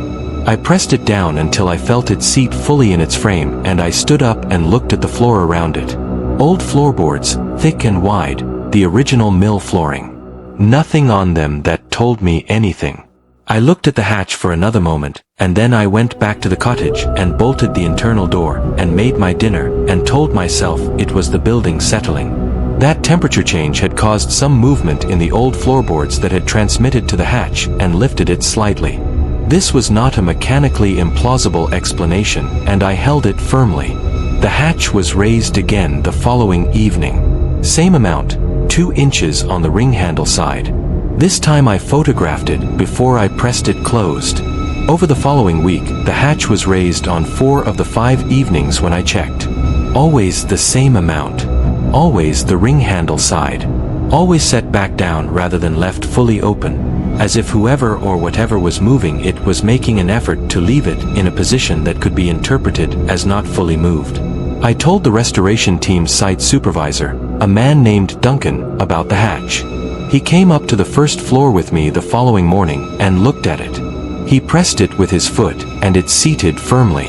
He said the flooring on this level had some movement in it, and that it was possible the boards were transmitting vibration from the ground floor work and creating enough lateral pressure on the hatch to lift the ring handle side.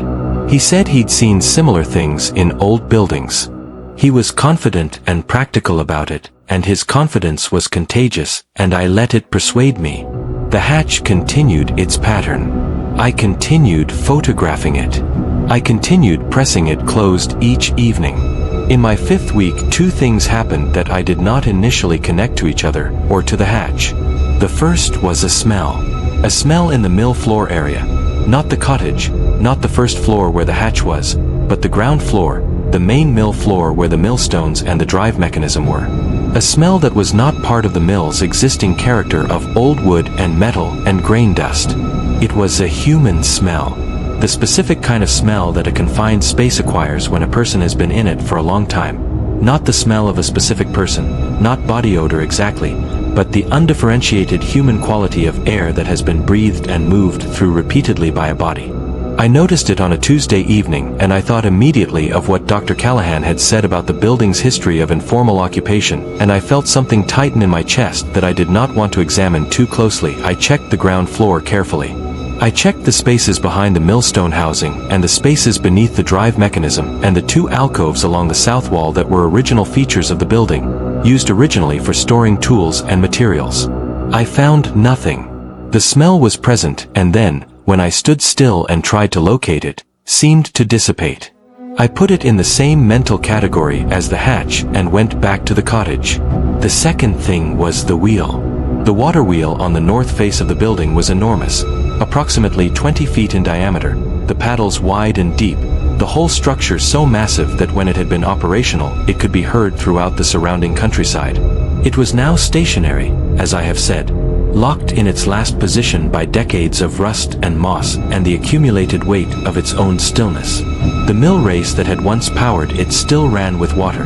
The river diversion that fed it had not been closed off, but the wheel did not turn. Could not turn. The restoration contractor had assessed it and said the bearings and the drive shaft connection were seized completely, and that restoring the wheel to operation, if the organization chose to do so, would be a significant undertaking.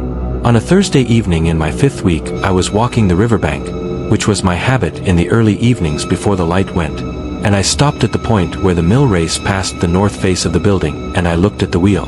One of the paddles was wet.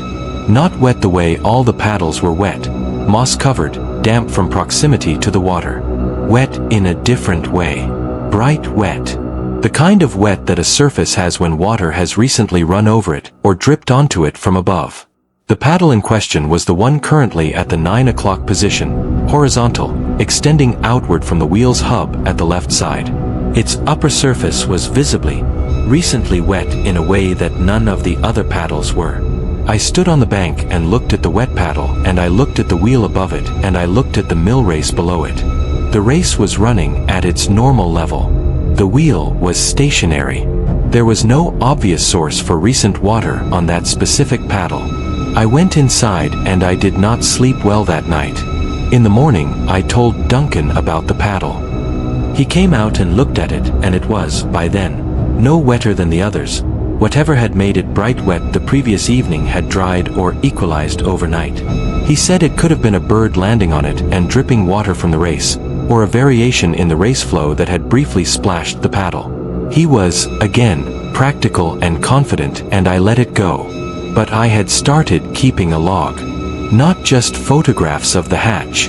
A daily log in a notebook, what I observed, where, what time, what the state of the rest of the building was. I had started doing this without fully acknowledging to myself why I was doing it, which is the specific way that a practical person responds when things are accumulating faster than their rationalization capacity can process them. They document. They create a record. They tell themselves they are being thorough without examining too closely what they are being thorough about. In my 6th week, the smell on the ground floor became stronger. Not dramatically, not the kind of change that you could point to on a specific day and say it changed then. But over the course of the week, it went from something I noticed occasionally to something I noticed consistently when I entered the ground floor in the evenings after the restoration team had left. Present, human, the quality of a room that has had someone in it recently. I started checking the ground floor more carefully. Every evening, after the team left, I went through it systematically. The millstone housing, the drive mechanism, the alcoves, the area around the base of the internal stair, the corner behind the main gear assembly where the original mill had stored its finished product before loading. I checked all of these every evening and I found nothing. The smell was there and the source was not. Until the 7th week, when I found the source. The ground floor of Ashford Mill had, in its south wall, a section of wainscoting, old wooden paneling that ran along the lower 4 feet of the south wall, original to the building, darkened with age and embedded with the grain dust of a century. I had noted it in my initial survey as a feature to be preserved. I had not looked at it closely because there was no reason to. On a Tuesday evening in my 7th week, I was doing my check of the ground floor, and I was in the south section of the floor, near the wainscoting, when I noticed something that I had not noticed before.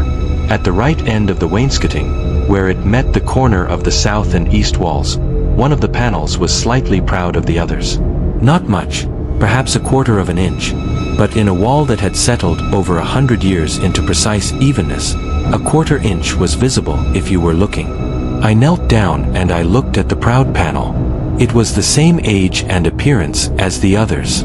The same darkened wood, the same grain dust embedding. But the gap at its right edge, the gap between this panel and the adjacent one, was marginally wider than the other panel gaps. And at the bottom of this gap, at floor level, there was a compression mark in the gap itself. The kind of mark that accumulates when a panel is opened and closed repeatedly and the edge presses against the adjacent panel each time. I put my fingers on the proud panel and I pressed. It moved. Inward, on a pivot, the left edge moving in and the right edge swinging out, a section of the wainscoting on a concealed hinge, opening like a small door. Behind it was a space. Not a large space, perhaps 2 feet deep and 3 feet wide, the height of the wainscoting panel, so about 4 feet tall. A person could not stand in it. They could sit in it. They could sit with their knees drawn up and their back against the wall, and their head below the level of the wainscoting, and be completely invisible from the mill floor. In the space there were items. A sleeping pad, thin, foam, rolled and compressed to fit. A water bottle, empty. A tin that contained a stub of candle and a box of matches. A piece of dark cloth, folded, and on the wall of the space, at the height where someone sitting would have their eye level, a series of marks. Not tally marks this time. Something different. Horizontal lines, drawn in pencil, each one with a small notation beside it. I leaned into the space and I looked at the notations and I understood, slowly and then all at once, what they were. They were measurements. Water levels. Each horizontal line marked a level on the wall of the concealed space, and beside each line a date and a number. The number, I realized after a moment of incomprehension, was the depth of the mill race in inches. Someone had been sitting in this space and measuring the water level of the mill race through some means I did not immediately understand, and recording it in a careful log on the wall. 23 entries. The earliest dated 14 months ago. The most recent dated 6 days before I moved in. 14 months of water level measurements. in a concealed space behind the wainscoting of a mill that was supposed to have been cleared of unauthorized occupation before I arrived. I sat back on my heels and I looked at the open panel and the space behind it and the sleeping pad and the water level measurements, and I felt the full weight of 7 weeks of accumulated wrongness arrive all at once. Someone had been in this building for at least 14 months, using this space, measuring the water, coming and going by means I could not yet account for. And either they had stopped before I arrived and the items in the space were the residue of a past occupation, or they had not stopped and what I had been experiencing for 7 weeks, the smell and the hatch and the wet paddle, were not the past at all. I went to the cottage and I called Dr. Callahan. It was 7 in the evening and she answered immediately and I told her what I had found. She was very still on the phone in the way that people are still when they are processing something significant. Then she said she was calling the police and that I should stay in the cottage with the door bolted and not go back into the mill until the police had cleared it. I did exactly that. I sat in the cottage with the bolt thrown and I listened to the mill on the other side of the door and the river on the other side of the cottage wall, and I thought about 14 months of water level measurements and what they meant and why someone in a concealed space in a mill would measure the water for 14 months. The police came within 40 minutes. 2 officers, both of whom I showed to the ground floor through the cottage internal door. They saw the open panel and the space, and they radioed for additional support, and within the hour there were 4 officers in the building doing a full clearance. They found no person on the ground floor. On the first floor, the hopper level with the loading hatch, they found something in the northeast corner near where the hatch was. A second cache, smaller than the one behind the wainscoting, simply a bag pushed into the shadow beneath the hopper frame. In the bag, more candle stubs, a second water bottle this time full, a length of thin rope, a folded paper. The paper, when unfolded by an officer with gloved hands, was a drawing. A careful pencil drawing of the mill wheel from the outside, from a position on the riverbank, with specific paddle positions marked and numbered. The drawing was detailed and accurate, and had clearly been made by someone who had spent considerable time observing the wheel from the bank. On the second floor and the upper level, the levels Dr. Callahan had indicated were out of scope and that I had not regularly accessed. The officers found signs of more extensive occupation. In the upper level, the mechanism level that housed the connection between the wheel and the drive shaft, there was a sleeping area. Not concealed this time. A full sleeping area, a proper sleeping bag this time, not a camping pad, a small collection of personal items including a change of clothing and a hardback notebook. And at the window of the upper level, a narrow window that faced the river and the wheel, a position that had clearly been used repeatedly as a lookout. The windowsill worn smooth from resting arms or hands on it. The floor in front of the window compressed from standing in the same position repeatedly. The notebook was collected as evidence. I was told later, by the detective who took over the case, some of what was in it. Not everything, but enough. It was a log. A detailed, methodical log covering 15 months. The entries described the occupation of the mill, when access was made, through which point of entry, what conditions were like inside, what observations had been made. The entries were written in a precise, educated hand. They described the mill with the specific attention of someone who was deeply familiar with it and deeply interested in it. The water level measurements from the wainscoting space were referenced and cross-indexed with entries about the wheel's paddle positions. The entries described the restoration contractor's arrival and their work with what the detective described as a tone of concern. The writer was worried about what the restoration would do to the building and had made several entries expressing this in careful, measured language. There was one entry, dated 4 days after I had moved in, that the detective read to me over the phone. I am going to reproduce it as closely as I can remember it because I have thought about it almost every day since, and I believe I have the wording close to exact. The entry said, "New caretaker, young, male, seems competent, does thorough evening checks, will need to adjust routine. The building is in good hands. I am not sure how I feel about that. I am not sure how I feel about that." The detective told me that the upper level window that faced the river was the position from which the mill wheel was primarily observed. The wet paddle, the paddle I had noticed on the Thursday evening in my 5th week, was consistent with water being deliberately poured onto it from the upper-level window. The rope in the second-floor bag was long enough to lower a water container from the upper level to the mill race level and back. The writer had been conducting what appeared to be amateur hydrological measurements of the mill race, testing how variations in water level corresponded to specific paddle positions on the wheel, research that appeared connected to an interest in the mill's original operation. The writer was never identified. The notebook produced fingerprints. DNA from the sleeping bag produced a profile. Neither matched any existing record. The entry points used were eventually identified: a window on the second floor whose latch had been carefully and skillfully defeated, and a passage through the mill race tunnel that ran under the building's foundation, accessible from the riverbank during lower water levels, that connected to a drain access point in the mill floor. A passage that would explain how someone could enter and exit the building without using any of the doors and without triggering the building's alarm system, which only covered the doors and the ground floor windows. Story 5. The Shift at Callow Lake Marina.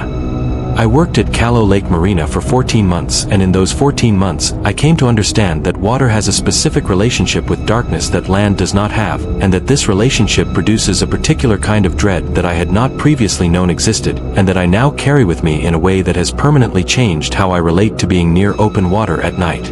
I want to say that plainly before I get into the account, because I think it is important to be honest about what this experience left me with. Not a dramatic scar. Not a dysfunction. Just a changed relationship with something I used to love. I used to love being near water at night.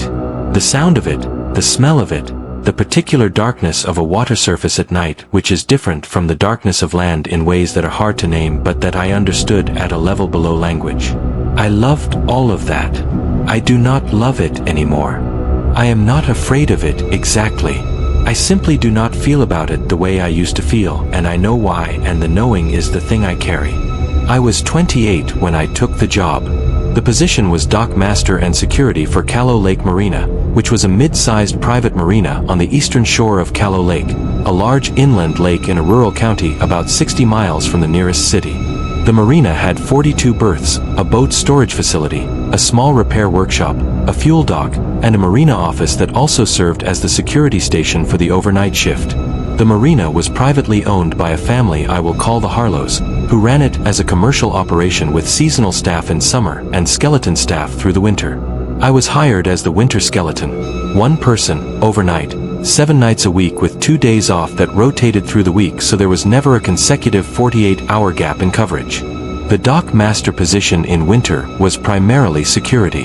The berths were mostly empty. About a third of the boats stayed in the water through winter. The rest were stored in the facility's dry storage barn. My job was to walk the docks on a 2-hourly rotation, check the stored boats in the dry storage barn, monitor the gate camera feed on the office monitor, log anything unusual, and respond to any security events. During the day, a minimal maintenance crew handled the operational tasks and I slept. At night I worked, and the marina was mine. I want to describe Callow Lake at night in winter because the description is the foundation of everything that follows.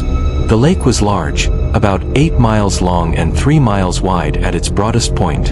In winter, with the summer boat traffic gone and the shoreline properties mostly empty of their seasonal occupants, the lake had a quality of absolute vacancy that I had not experienced before. Not the vacancy of a quiet place, the vacancy of a place that had been full and was now entirely emptied, the way a theater feels after the audience is gone and the lights have been brought down and the stage is bare. Big and empty and full of its own residue. The water in winter was very still on calm nights. Still in a way that lake water is not still in summer when there is constant boat traffic to disturb it. Still in a way that meant that on a calm winter night the surface of Callow Lake reflected the sky so precisely that the horizon between water and sky disappeared, and you had the sensation, standing on the end of the dock, of being suspended in a single dark medium that extended in all directions with no differentiation between up and down. I am telling you this because the first thing I noticed happened on the water's surface, and it would make no sense unless you understood what that surface looked like at 2 in the morning in December. My 3rd week at the marina. A Tuesday night, calm, cold, the temperature just below freezing. No wind. The lake surface was what I had come to think of as mirror condition. the reflection so precise that if you photographed it, the horizon was invisible. I was doing my 2 o'clock dock walk, which took me out along the main dock to its end and back, checking the lines of the boats in their winter berths, checking the dock cleats and the fenders, making sure nothing had worked loose in the cold. A routine I had done enough times to be genuinely comfortable with. My flashlight was on, and I was about 2/3 of the way to the end of the dock when I saw something on the water. About 40 meters off the end of the dock, on the lake surface, there was a light. Not a reflection. I checked this immediately because the obvious explanation for a light on the water surface is that it is reflecting something, a star, the Marina's own lights. This was not a reflection. It was a light on the surface, moving slowly. Not a boat light. I knew boat lights, and this was not the right height or the right character. It was lower than a boat light would be, close to the surface, moving at the speed of something drifting rather than something being powered. A small, dim, yellowish light, moving slowly from left to right across my field of view at the end of the dock. At a distance of approximately 40 meters, I stood on the dock and I watched it for about 2 minutes. It continued its slow drift from left to right. Then it stopped. Then it went out. I stood in the dark for another minute, and then I went back to the office and I logged it. Time, description, duration, and I looked up possible explanations. Bioluminescence in lake water was not impossible, but was unusual in freshwater at this temperature. A waterproof lantern or light source drifting on the surface was possible. A light attached to a boat that was drifting without an engine was possible. I checked the camera feed from the gate and the dock cameras. The dock cameras covered the main dock and the berths but not the open lake surface, so they gave me nothing useful. I logged it as an unidentified light source on the water and went back to my rounds. The light appeared again 4 nights later. Same position, 40 to 50 meters off the end of the main dock. Same behavior, slow drift from left to right, stop, extinguish. This time I timed it from the moment I first saw it to the moment it went out. 7 minutes and 40 seconds. I noted the wind speed, which was near 0. I noted the temperature, which was -2 Celsius.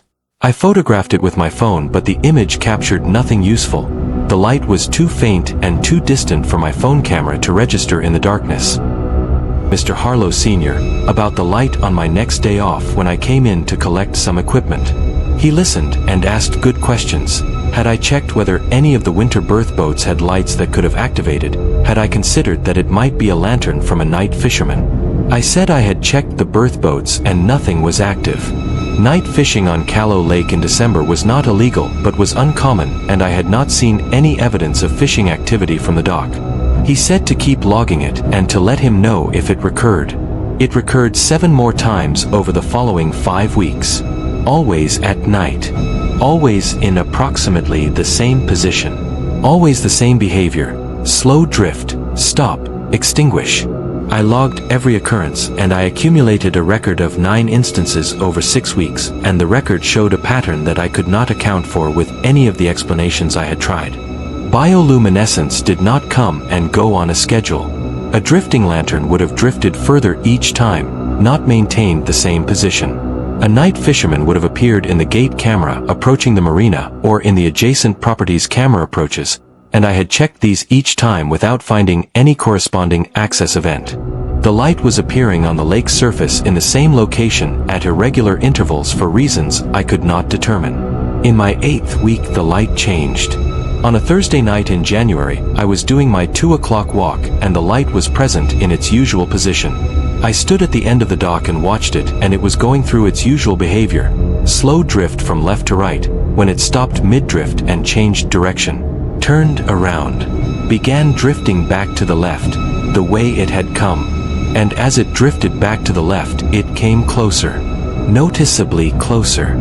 The distance between the light and the end of the dock, which had been consistent at 40 to 50 meters, was decreasing. The light was moving toward the dock.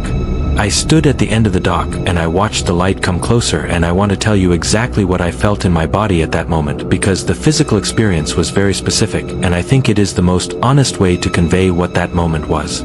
My feet, which were cold in their winter boots, went colder. Not from the temperature, A cold that started at the soles of my feet and moved upward in a way that had nothing to do with the ambient temperature and everything to do with the specific sight of something that has been behaving in one predictable way suddenly behaving in a different way, and the different way is toward you. The light came to within about 20 meters of the dock and stopped. At 20 meters, in the still dark of the lake in January, I could see it more clearly than I had from the end of the dock at 40 meters. It was on the water's surface. Not a reflection, not a suspended light, on the surface, as if it were resting on the water itself.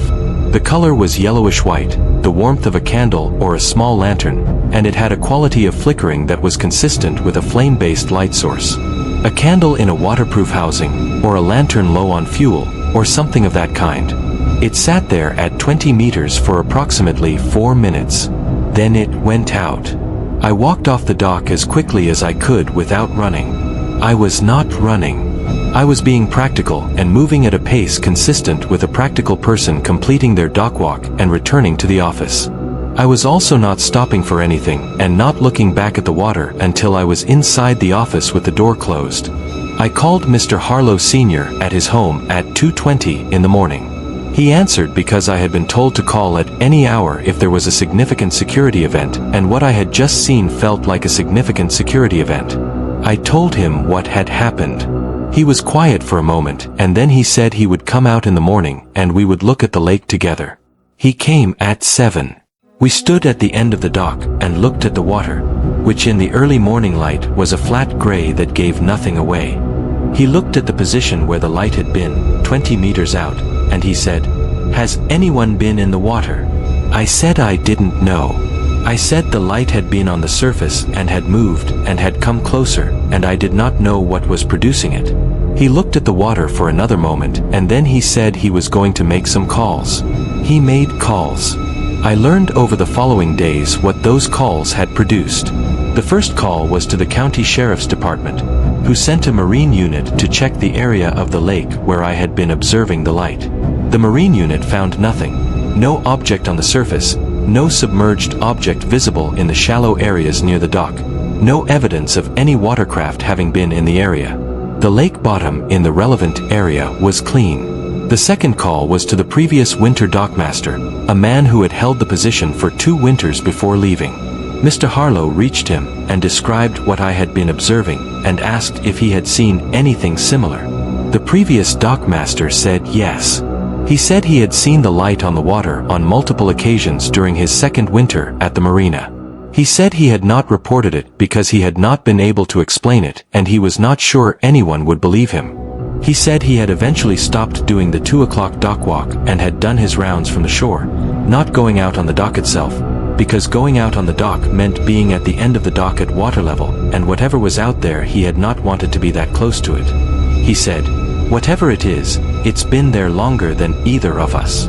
I worked at Callow Lake Marina for another 6 months after that conversation. I kept doing the dock walks because I was the dockmaster, and the dock walks were the job, and I am not the kind of person who stops doing the job. But I kept a log of every light occurrence, and I kept a measured and careful distance at the end of the dock, and I never stood at the very end of the dock after dark. I stood at the point where the dock lights ended, and I conducted my check from there, and I told myself this was a reasonable operational adjustment rather than an acknowledgement of something I could not explain. The light appeared 14 more times in those 6 months. Always in the same position. Always the same behavior. Twice more it came closer, but never as close as that January night. Never again to 20 meters. It stayed at 30 or more, and after its approach it would stop and wait and then go out. The marine unit came twice more over those 6 months and found nothing both times. A sensor was placed on the dock to try to detect any vibration or water movement associated with the light's appearances. It detected nothing significant on any of the occasions when the light appeared. The sensor data showed normal lake conditions during every observed light event. I left the marina in the following November, at the end of my 14-month contract. Mr. Harrow offered to renew, and I said no, politely. And I drove away from Callow Lake on a morning in November, when the lake was the flat gray of early winter, and the dock was empty, and the water was very still. I have been away from Callow Lake for 3 years. I do not know if the light still appears. I have not asked Mr. Harlow, and he has not contacted me. I follow the simple rule that I established when I left, which is that Callow Lake is a place that exists in the past, and that the past is where it will stay. What I think about, on the nights when I think about it, is the previous dockmaster's words. Whatever it is, it's been there longer than either of us. He said it with the resignation of someone who has accepted a fact they cannot change. I heard it with the specific unease of someone for whom the fact had not yet fully settled. It has settled now. I have had 3 years to let it settle. Whatever was on that water had been there before me, and was there after me, and is presumably there still, moving slowly left to right in the dark, waiting at 20 meters and then going out. I no longer stand at the edges of things at night. Docks, piers, riverbanks, the edges of fields where the dark begins. I step back from them now. I stand at the point where the light ends and I look out from there and I do not go further. It is a habit I have no intention of changing. Some edges, I have learned, are worth respecting even when you cannot name what is on the other side. Story 6. The Tenant in the Building on Reed Street. I am a property manager. I have been a property manager for 11 years, and in that time I have dealt with almost every situation that can arise between a landlord and a tenant, and between a tenant and a building, and between a building and the various things that can go wrong inside one. I have dealt with floods and infestations and structural failures and disputes that escalated to courts and situations that required police intervention, and all the gradations of difficulty that exist between these things. I say this to establish that I am not a person who is easily surprised by what a building or its occupants can produce. I have a high threshold for the unusual. What happened in the building on Reed Street crossed that threshold and kept going. The Reed Street building was a 12-unit residential property that I had managed for 4 years when the situation began. It was a solid, well-maintained building, 6 stories, 2 apartments per floor, built in the 1960s with a straightforward construction of that era. Mostly long-term tenants, very low turnover, the kind of building that runs quietly because the people in it have chosen to be there and intend to stay. I managed it remotely for the most part. The building had a part-time superintendent named Mr. Osei who handled day-to-day maintenance and resident liaison, and who was reliable and observant, and who called me when things required my attention without calling me when they did not. Mr. Osei called me on a Wednesday in April about the apartment on the 5th floor. The 5th floor had 2 apartments, 5A and 5B. 5A was occupied by a woman I will call Mrs. Taggart, who had been in the building for 7 years and who was, according to Mr. Osei, a quiet and self-contained tenant who paid her rent on time and made no requests and generated no complaints. 5B had been vacant for 2 months following the previous tenant's departure at the end of their lease. Mr. Osei called me because Mrs. Taggart had come to him with a concern about 5B. She said she had been hearing sounds from the vacant apartment. Not occasional sounds, regular sounds, on a daily basis, primarily in the evenings and at night. She described them as the sounds of someone moving around in the apartment. Footsteps.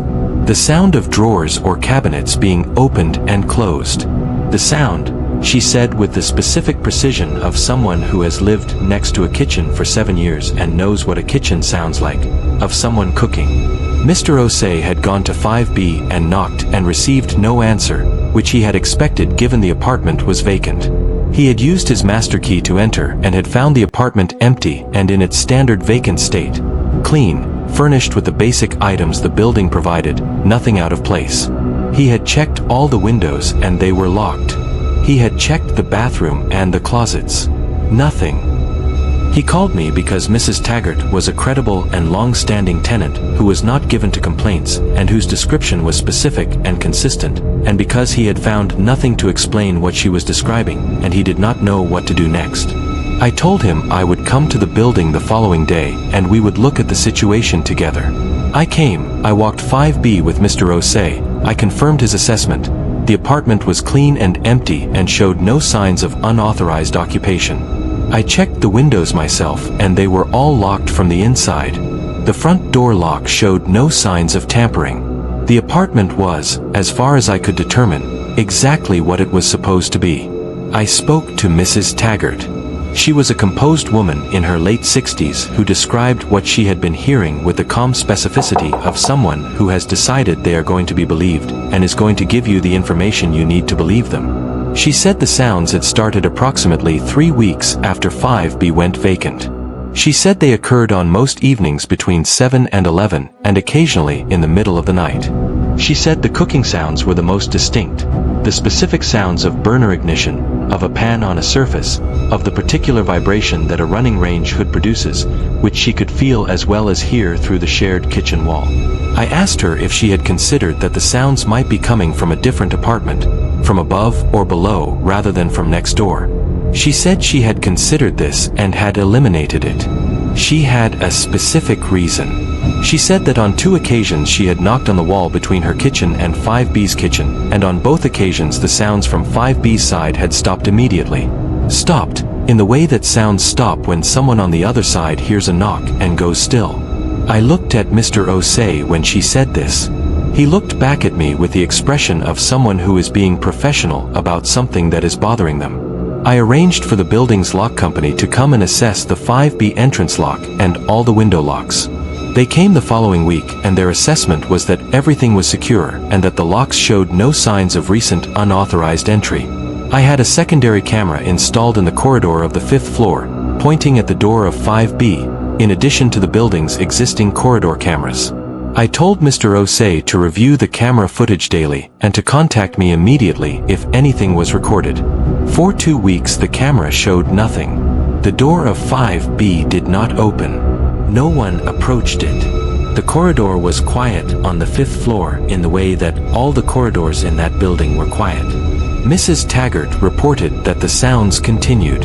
In the 3rd week of camera monitoring, on a Thursday evening, Mr. Osei called me at 9:15. He said the camera had just recorded something.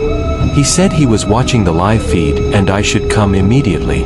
I was at the building in 20 minutes. Mr. Osei met me in the lobby and we went up to his office where the camera feeds ran on a monitor. He had the 5th floor corridor feed up and he rewound it to the relevant moment. The footage showed the corridor of the 5th floor empty, as it had been for 3 weeks. The timestamp showed 9:07 in the evening. At 9:07 the door of 5B moved. Not opened, moved. The door, which was a standard hollow core interior door in a metal frame, moved inward by perhaps an inch and then stopped. As if someone on the inside had pressed their hand against it and then stopped pressing. The door moved inward, stopped, and then gradually, over about 5 seconds, returned to its original position as the pressure was released. From inside the apartment.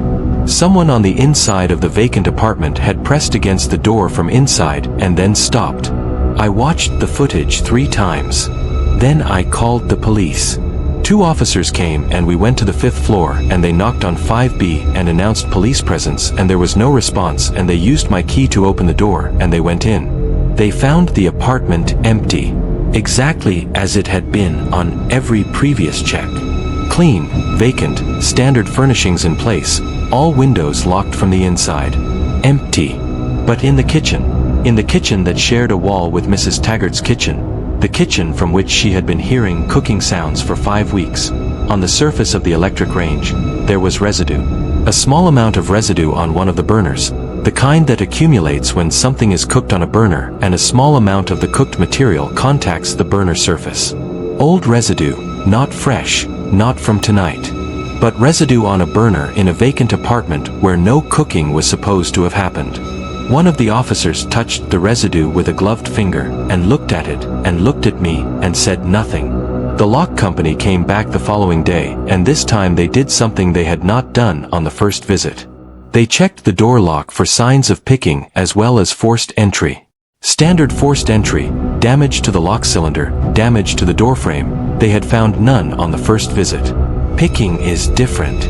Picking leaves micromarks on the interior of the lock cylinder, marks that are visible under magnification and that indicate a pick or tension wrench has been used to manipulate the pins. The lock for 5B showed picking marks. Recent ones, distinguishable from older marks by their brightness, the way fresh metal shows against the oxidized surface of older marks. The lock had been picked. Possibly multiple times. consistently enough to leave a pattern of fresh marks on the cylinder's interior. Someone knew how to pick a lock and had been using that skill to enter 5B. The lock was replaced. The new lock was a higher security cylinder, significantly more resistant to picking. The camera was supplemented with a second camera at a different angle. I had the building's exterior cameras reviewed for any footage of approaches to the building in the evening hours over the previous 5 weeks. The exterior cameras showed nothing unusual, no person approaching the building who did not have a clear legitimate reason to be there. Whoever was entering 5B was either a resident of the building, and I reviewed all the access records for the building and found nothing to suggest any resident was entering 5B, or someone who was accessing the building by a means the exterior cameras did not cover. There was a service entrance at the back of the building, accessed from a service alley, that was covered by an exterior camera. I reviewed that footage for the relevant period. On 11 evenings over the 5-week period, a figure had approached the service entrance from the alley in the early evening hours. The service entrance required a code. The figure had entered the code correctly on each occasion and entered the building. The service entrance code was known to Mr. Osei and to the building's maintenance contractors. And, it turned out, to all previous tenants who had been provided the code as an alternative entrance during their tenancy. The code had not been changed when 5B's previous tenant departed. Standard procedure at the building was to change the code on tenant departure. It had not been done. Mr. Osei confirmed this was an oversight. The previous tenant of 5B had the service entrance code, and apparently, a skill with locks that the building's standard cylinder had not been adequate to resist. The previous tenant had moved out at the end of their lease without incident, left the apartment in good condition, received their deposit back, and provided a forwarding address. The police contacted them at the forwarding address and received no answer. The address turned out to be a mail forwarding service rather than a residential address. The person at the mail forwarding service said they had no current contact information for the box holder and that the box had not been accessed in several weeks. The previous tenant of 5B was never located. What they had been doing in the apartment, cooking, moving through the rooms, pressing against the inside of the door at 9:07 on a Thursday evening, was never determined. Nothing was missing from the apartment. Nothing appeared to have been added. The range residue was the only physical evidence that the apartment had been used, and it was not possible to determine from the residue when the cooking had occurred or what had been cooked. Mrs. Taggart told me, when I updated her on the situation, that she had known from the first week that there was someone in there. She said she had known because the sounds were too specific to be anything else, and because on one occasion, coming home late in the evening, she had stood in the 5th floor corridor and smelled cooking coming from under the door of 5B. She had stood in the corridor and smelled food being cooked in a vacant apartment, and she had gone into her own apartment and locked her door and called Mr. Osei the next morning. She said, "I knew it was a person. I just didn't know why they were in there." She said it in the thoughtful way of someone who has spent 5 weeks being certain of something that no one else was certain of yet, and who is now vindicated but does not find the vindication satisfying. I understood that specific dissatisfaction. The vindication that does not satisfy because the question it answers is the smaller question. The larger question, why, remains unanswered and is likely to remain unanswered, and is the one that continues to sit with you after the investigation has done what investigations can do and gone no further. I changed the service entrance code and the front entrance lock and the lock on every vacant apartment in the building, and I audited the key and code records for every property I managed that year. I found 2 other properties where the code change protocol had lapsed on tenant departure. I changed those codes immediately and documented the change. I have been a property manager for 11 years. I am thorough and I am methodical, and after Reed Street I became more thorough and more methodical in specific ways that I was not before. I check the protocol on departure now myself, personally, every time. I do not rely on the superintendent to remember. I remember. Mrs. Taggart is still in 5A. She told me 6 months after the incident that she had considered moving but had decided not to because she had been in the building for 7 years and she liked it and she did not see why she should be the one to leave. I told her I respected that completely. 5B was re-rented 3 months after the incident. A young couple, both working, both quiet. Mrs. Taggart told me at the 6-month mark that they were good neighbors, that the sounds from next door were the right sounds, the sounds of people living their lives. She said it with a specific relief that I understood. The sounds of people living their lives, on the other side of a wall, at normal hours, for normal reasons. After 5 weeks of the other kind of sounds, the normal ones are a gift. She knew that, and I knew it, and we did not need to say it to each other. We both just understood. Story 7. The Student at Harrow University Library. I need to start by telling you that I was a skeptic before this happened. Not in the aggressive way of someone who needs you to know they are a skeptic, but in the quiet way of someone who has simply never encountered anything that required them to be anything else. I studied psychology. I understood cognitive bias and pattern recognition, and the specific ways that human perception constructs meaning from incomplete information. I understood confirmation bias and apophenia, and the tendency of the human mind to find faces in clouds and intentions in coincidence. I was the person in every conversation who offered the rational explanation. I was the person who, when someone told a story like the one I am about to tell you, would listen carefully and then say, "Here is what was probably actually happening." I no longer do that. Not because I have abandoned rational explanation as a framework, because I have had the experience of rational explanation failing completely, and I know now that it is possible for rational explanation to fail completely, and I think intellectual honesty requires acknowledging that. I was 22 when this happened. Third year of my undergraduate degree at Harrow University, which was a mid-sized university in a regional city, the kind of institution that had grown up around a core of Victorian-era buildings and expanded outward in subsequent decades with buildings that reflected the aesthetics of their own time, so that the campus was a specific kind of architectural inconsistency. Gothic stone next to 1960s concrete next to 1990s glass. All of it connected by paths and corridors and bridges that had developed organically over 140 years of institutional life. The university library was one of the Victorian buildings. For stories of dark stone, high-ceilinged, the kind of library that smelled of old books in a way that was not metaphorical, the actual chemical smell of aging paper and leather binding and the specific compounds that old books release as they age, a smell that I loved from the first time I encountered it and that I still love, complicated now by what happened but still present as a thing I value. I used the library late. I was that kind of student. Someone who worked better at night than during the day, who found the library in its late evening quiet state more conducive to concentration than the busier daytime hours. The library stayed open until midnight on weekdays, until 10 on weekends. I was usually there until at least 10:30 on weekdays, often until midnight, sometimes the last person in the building when the staff did their final check before closing. The incident I am going to describe happened in October of my third year. I was in the library on a Thursday evening, which was typically one of the quieter evenings. The weekend had not yet started and the end-of-week fatigue meant fewer students working late. By 10 o'clock, I was one of perhaps 6 students remaining in the building, spread across the upper reading room on the 3rd floor where I usually worked. I was at my usual table, 3rd row from the windows, 2nd table from the left, a position I had been using for 2 years and that I chose because of the light quality and because the bookshelf behind it meant I had a view of most of the room without anyone being able to easily see my screen. A habit from years of library work, positioning yourself where you can see the room. A habit that, on this particular evening, allowed me to notice something that I might otherwise have missed. The upper reading room was a long rectangular space with tables arranged in rows, bookshelves along the walls, and tall windows on the north face that at this hour reflected the room back at itself rather than providing a view of the exterior.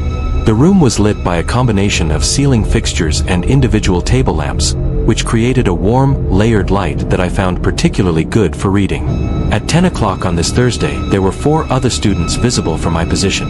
2 together at a table near the window, 1 alone in the far corner, 1 I could partially see behind a bookshelf at the room's eastern end. And at 10:17, when I looked up from my work, there was a 5th person. They were at the far end of the room, in the area near the emergency exit door that I knew from 2 years of using this space was always closed and was alarmed. They were standing rather than sitting, standing in the space between the last row of tables and the emergency exit, facing the room. facing, from the angle of their body, in my general direction, though at that distance and in that light I could not determine with any specificity where exactly they were looking. My first response was entirely ordinary. Another student arrived while I was focused on my work, standing to stretch or to look for a book on the adjacent shelf. I registered them and looked back at my screen. I looked up again at 10:24, 7 minutes later. The person was in the same position, standing, not moving, in the space between the last table and the emergency exit. Not looking at a book. Not stretching. Standing. I am a person who understands that standing still for 7 minutes is not inherently suspicious, and that I was, by my own acknowledgement, the kind of person who overanalyzes. I looked back at my screen and I told myself this meant nothing. At 10:31, I looked up again. Same position. 14 minutes of standing still in the same spot. None of the other students appeared to have noticed. I want to tell you what happened in my body at 10:31 because the physical experience is the part of this that I cannot explain through any psychological framework I have studied. My understanding of apophenia is that the mind constructs patterns from random information, and that this construction is a cognitive process with identifiable neural correlates. What happened at 10:31 was not a cognitive process. It was a body process. Every part of me that exists below the level of cognition registered something at 10:31, and what it registered was not pattern recognition. It was something more fundamental. Something that used to keep people alive when the thing that needed to be registered was a predator. At 10:31, I packed my bag. Quietly, efficiently, without appearing to rush. I closed my laptop, put it in my bag, put my notes in my bag, stood up. I walked toward the room's exit, which was at the western end, the opposite end from where the person was standing. I did not walk quickly. I walked at the pace of a student who has decided to call it a night. As I passed the halfway point of the room, I looked, once, at the far end. The person was no longer there. I kept walking. I went through the exit door into the stairwell, and I went down the stairs, and I went through the ground floor lobby, and I went out through the main entrance, and I stood on the library steps in the October night air, and I stood there for a moment. Then I went back in. I want to tell you this because it matters for understanding my state of mind at that moment. I was a psychology student who understood cognitive bias, and I had just had a strong physical fear response to a person standing still in a library, and I had left because of it, and now I was going back in because I was not willing to accept a fear response as sufficient grounds for leaving without at least attempting to identify its source. That is the kind of person I was. I went back in. The lobby was empty except for the security desk, staffed by a single guard who nodded at me as I came back through the door. I went back up the stairs to the upper reading room. I pushed the door open and looked in. The room was as I had left it. The 4 other students were still at their positions. The table where I had been sitting was empty, my lamp still on. The far end of the room, the space between the last table and the emergency exit, was empty. The emergency exit door was closed. I walked to my table and sat down, and I opened my laptop and I looked at the far end of the room, and I thought about what I had seen. A person standing still for at minimum 14 minutes. A person who was not there when I looked at 10:31. An emergency exit door that was alarmed and that had not produced an alarm. If the person had left through the emergency exit, the alarm would have sounded. It had not sounded. If the person had walked past me in the room while I was packing my bag, I would have seen them. I had not seen them. I sat at my table and I went through the logical options. The person had gone behind a bookshelf before I looked at 10:31. Possible. The person had walked along the perimeter of the room in a path that had kept them behind the bookshelves and out of my sight line until they reached the exit. Possible, though it would have required a very specific route. The person had never been there, and I had been looking at a shadow or a coat on a chair or some other object that my visual system had interpreted as a person. Possible, and the hypothesis I most wanted to be true. I looked at the space where the person had been standing, and I looked at it with the specific diagnostic attention of someone who is testing the shadow and coat hypothesis, and what I saw was that the space was open floor. No chairs, no coat hooks, no objects that could have produced a person-shaped form in the layered lighting of the room. The space between the last table and the emergency exit was clear floor and a closed door. At 10:58 the library made its closing announcement and the remaining students began packing up. I packed up with them and went down with the small group and out through the main entrance. I spoke briefly to the security guard on the way out. I had seen him before, a middle-aged man named Terry who I knew well enough to exchange a few sentences with, and I said, casually, that it had been quiet tonight. He said yes, Thursdays usually were. I said I thought I had seen someone near the emergency exit on the 3rd floor, and he nodded in a specific way. A nod that was not the nod of someone receiving new information. I stopped. I said, has someone mentioned that before? He looked at me for a moment. Then he said, we get a few reports a year. From the 3rd floor. Someone standing near the exit. He said it with the specific flatness of a person who has learned to be flat about something they cannot explain. We always check and we never find anything. The exit alarm never triggers. I asked how long the reports had been coming in. He said, since before I started here. That's 8 years. I said, what do people describe? He said, someone standing, not doing anything, just standing. I left the library and I walked back to my student accommodation and I sat on my bed and I thought about 8 years of reports of someone standing near the emergency exit on the 3rd floor of Harrow University Library. Standing and then not being there. For 8 years. Without the emergency exit alarm ever triggering. I went back to the library on the following Monday. I went to the information desk and I asked, carefully, whether there was any history associated with the upper reading room on the 3rd floor that I could access. The librarian looked at me in a way that told me I was not the first person to ask this, and she directed me to the university archive on the ground floor.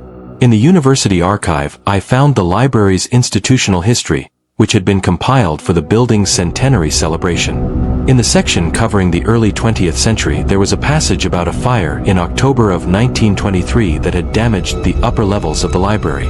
The fire had started in the upper reading room on the 3rd floor. 3 people had been in the room at the time and 2 had escaped. The 3rd had not.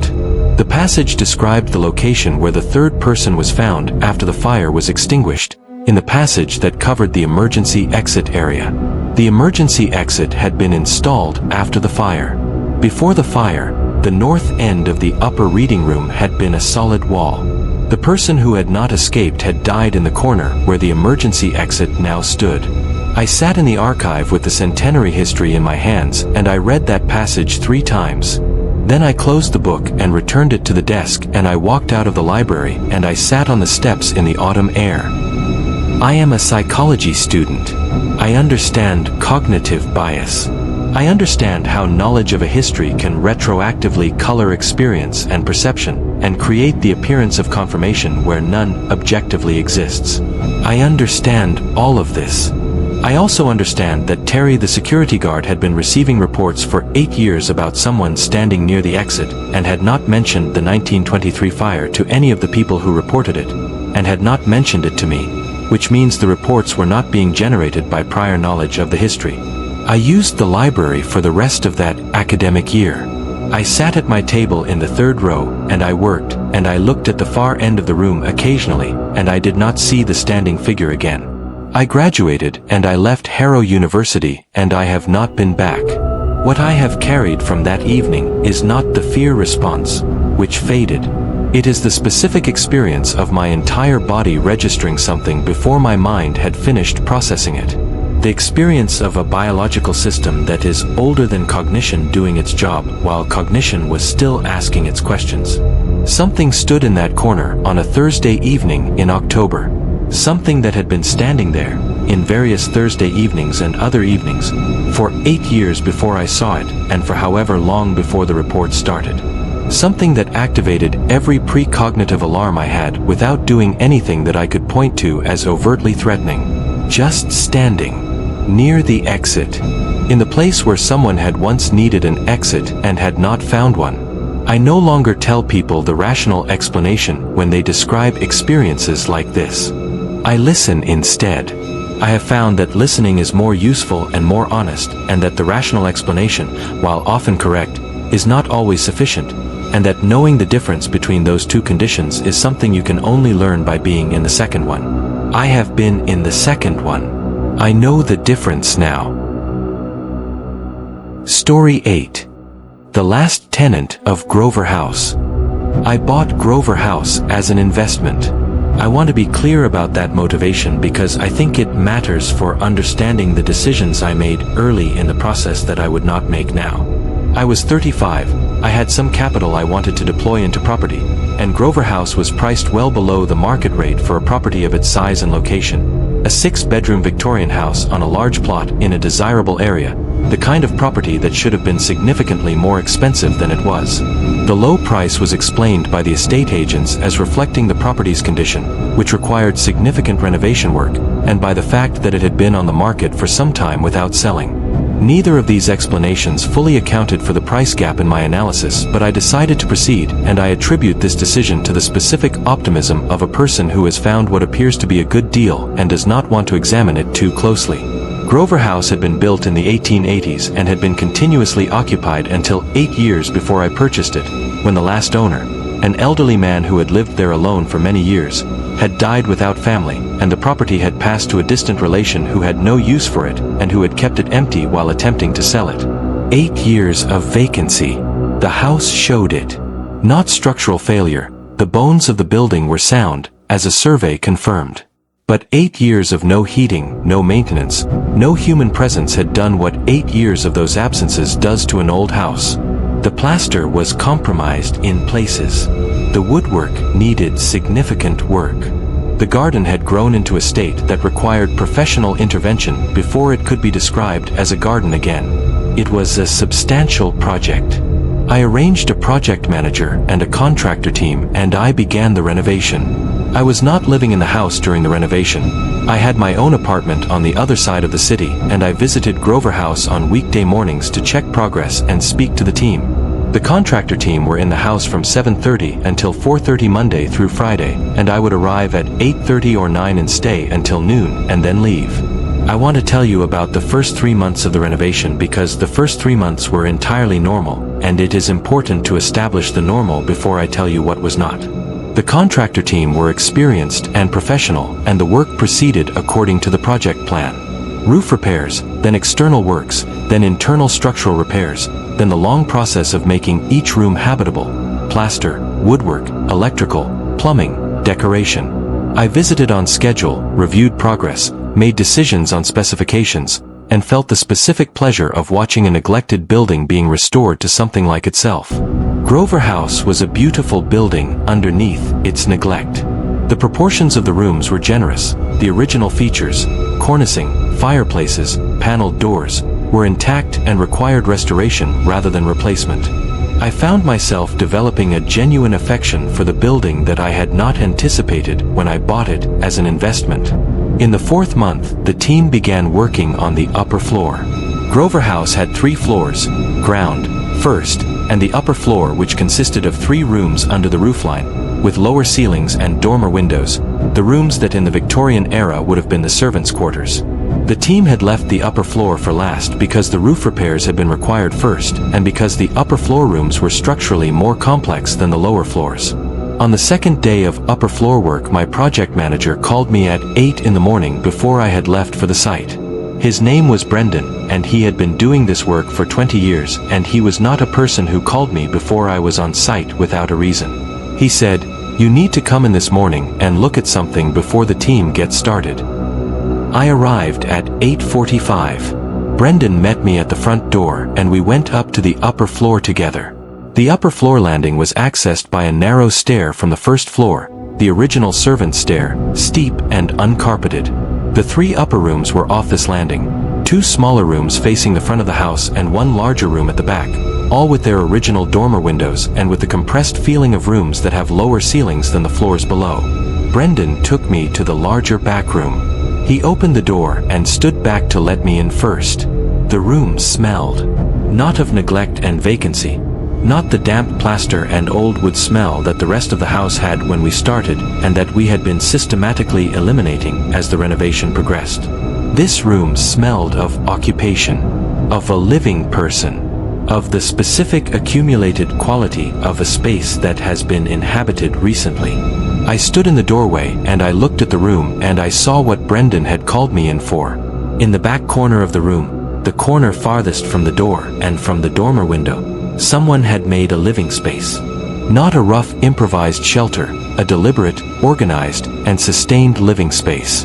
A mattress, thin but a proper mattress, on the floor, with bedding, a sleeping bag and 2 blankets, the sleeping bag good quality, the blankets clean. A wooden crate positioned as a table beside the mattress, on which there were a number of items.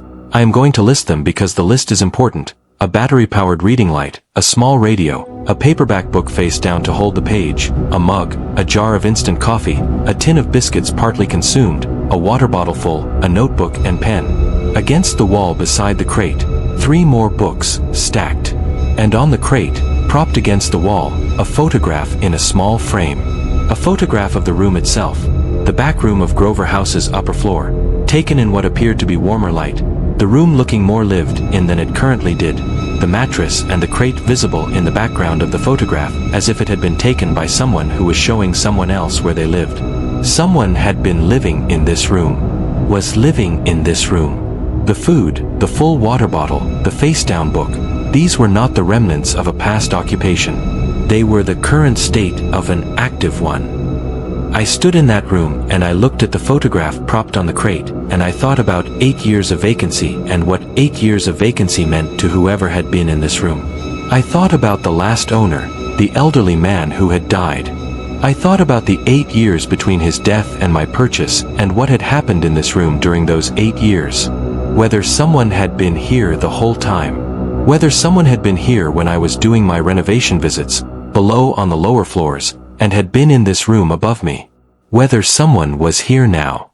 Brendan said, from behind me, the sleeping bag is still warm. I turned around. He was standing by the mattress and he had his hand near the sleeping bag, not touching it. Close enough to feel the warmth radiating from it. Still warm. Someone had been in that sleeping bag recently. Since the previous evening at the latest, possibly much more recently. The team had arrived at 7:30. I had arrived at 8:45. In the intervening hour or since the team's arrival, whoever lived in this room had left it. Or was still in the house. Brendan called the team together in the ground floor hallway. We accounted for everyone. The team was 5 people and all 5 were present. Nobody else was visible in the house. I called the police. They came within 20 minutes and cleared the house room by room. They found no person. The house, with its 5 contractors and its project manager and me, contained no one who should not have been there. But the sleeping bag was warm and the book was face down and the biscuit tin was open and partially consumed and the water bottle was full. And there had been someone in that room that morning who had left before or shortly after the contractor team arrived at 7:30. The police collected the items in the room for evidence. The notebook was examined. It contained entries, a diary of sorts, covering, when the detective later told me the date range, approximately 11 months. The entries described life in the room. The daily routine of someone living in a derelict house. When to get water, which properties nearby had external taps, which days the surrounding streets were quiet, when the light was good for reading, observations about the weather through the dormer window, notes about the sounds the house made in different conditions, and notes about the renovation. Beginning 4 months ago when we started, the entries described the work, what was being done each day, what the sounds indicated, what progress was being made. The entries described my visits. They described me. My arrival times, my clothing, my conversations with Brendan, observations about my decisions regarding the renovation. Factual, precise, without obvious emotional content. The final entry, from the previous evening, said, upper floor work beginning tomorrow. We'll need to find alternative. Alternative. They had known the upper floor work was coming.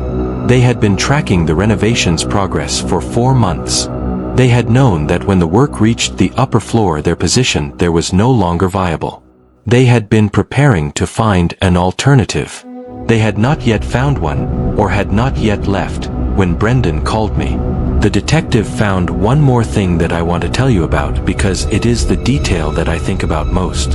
In the cavity between the room's interior wall and the exterior wall, the original Victorian construction with its gap for insulation and services, there was an access hatch at floor level, an original feature of the house that I had not been aware of.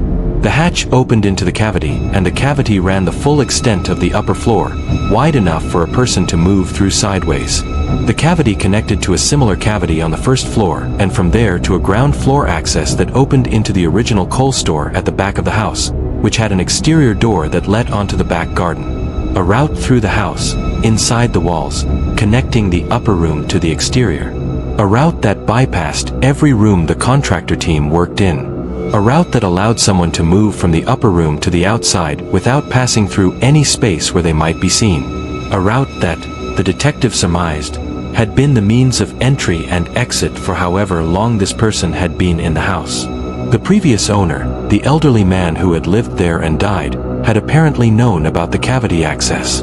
The detective spoke to a neighbor who had known him, and the neighbor mentioned that he had been known to use the cavity access in his later years when the stairs became difficult, as a way of moving between floors without the main staircase.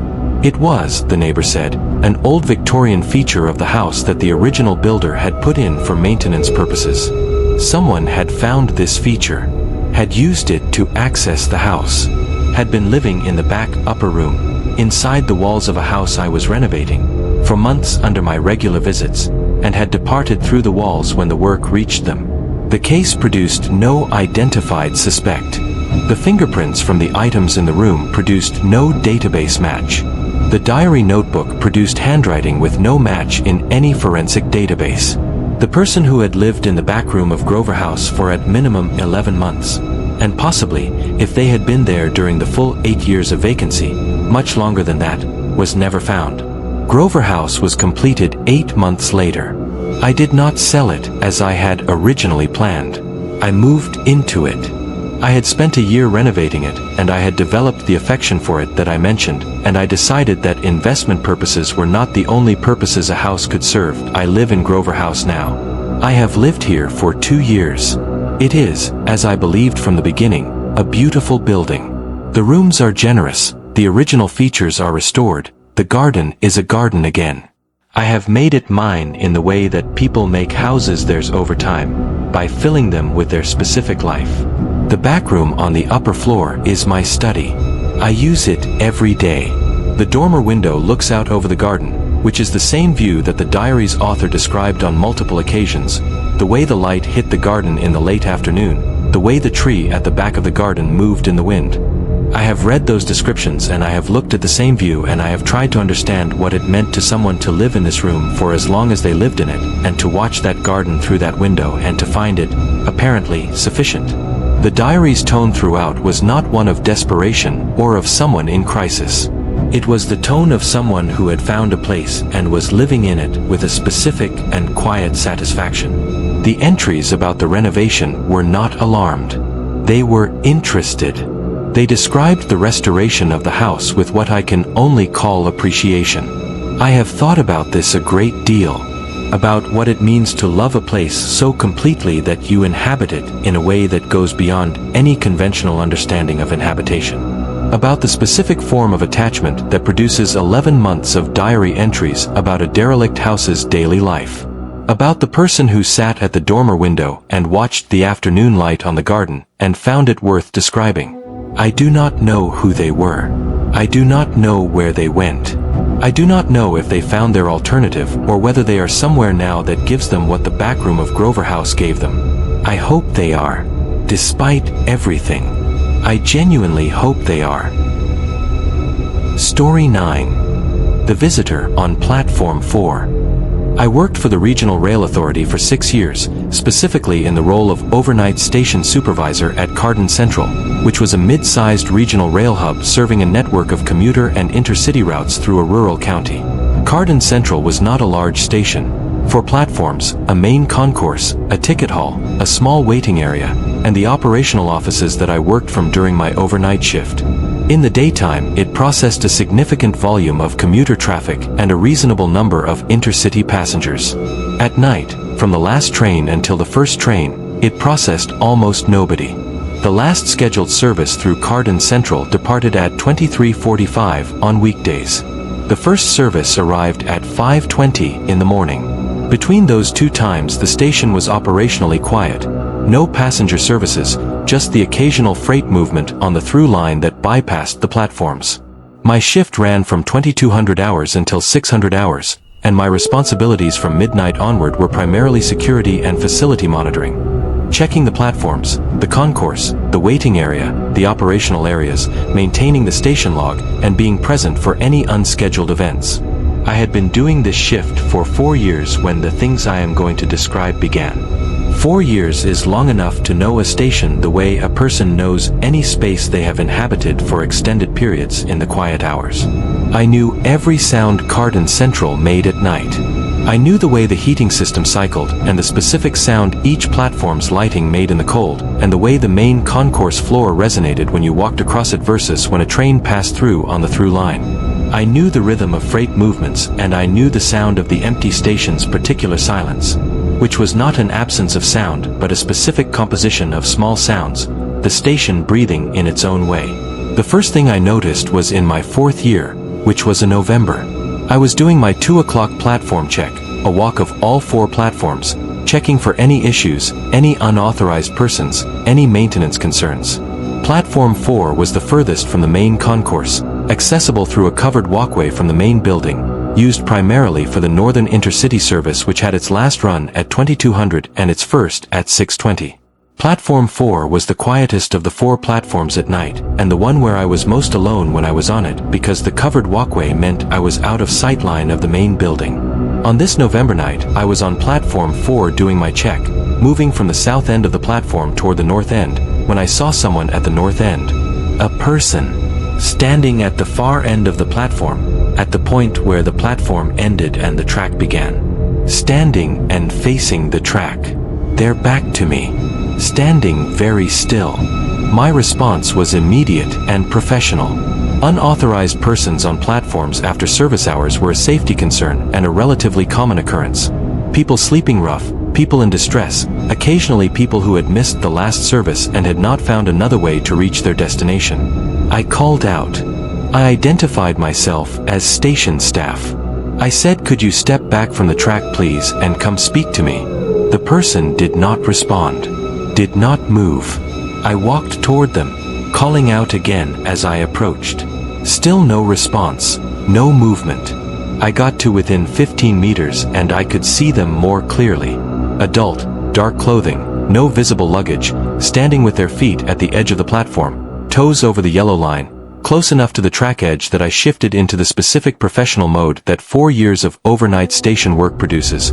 Calm, steady, non-threatening, focused entirely on getting this person back from the edge. I got to within 10 meters. The person was not there.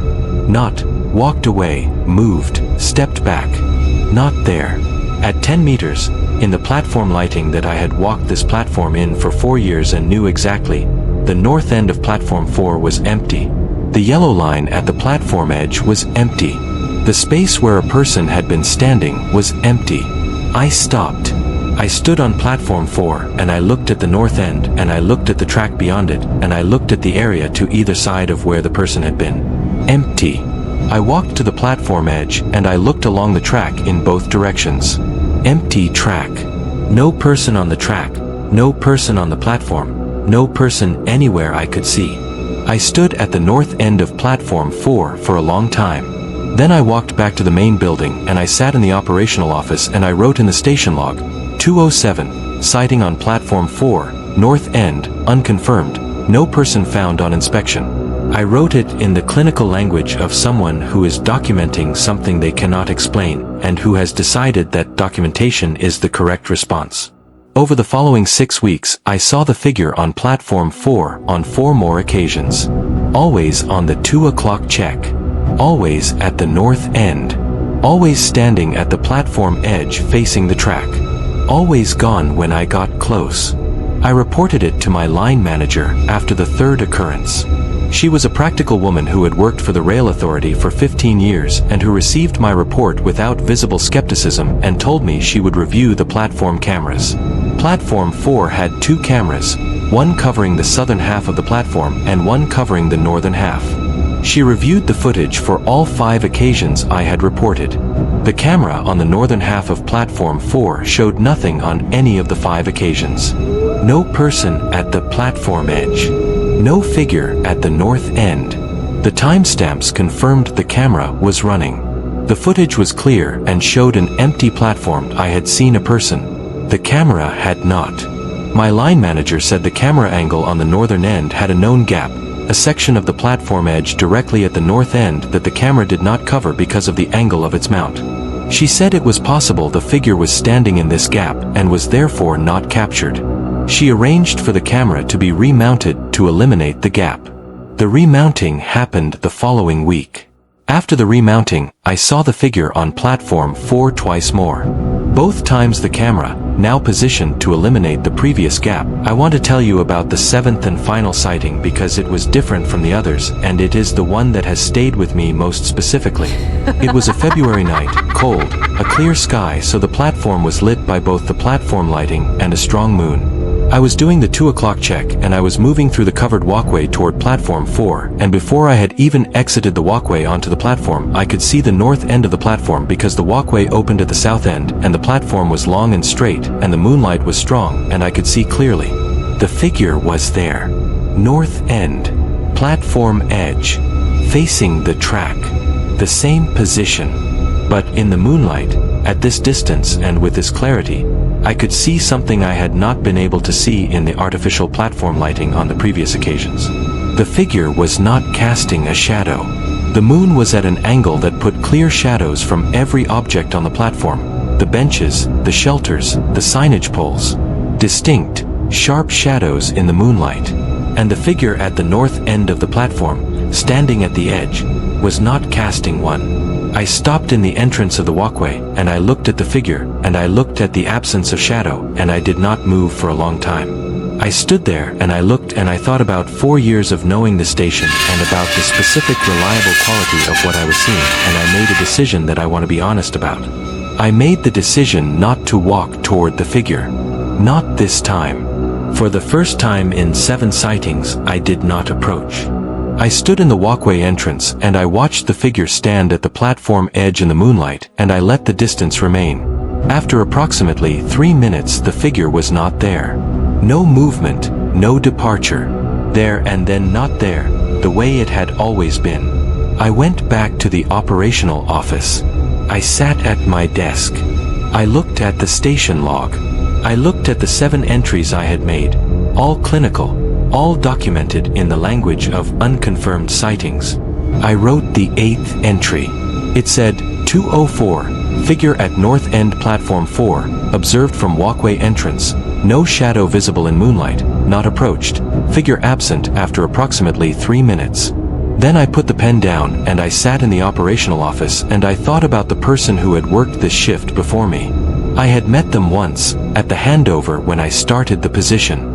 They had been on the shift for 3 years before transferring to a day position. I had asked them, in the general way of someone taking over a post, whether there was anything I needed to know about the station. They had said no, standard station, nothing unusual.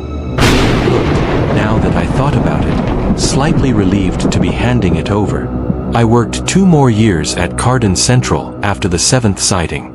I did not see the figure again. I continued doing the 2 o'clock platform 4 check. Every time I walked through the covered walkway, I looked at the north end before I emerged onto the platform. Every time it was empty.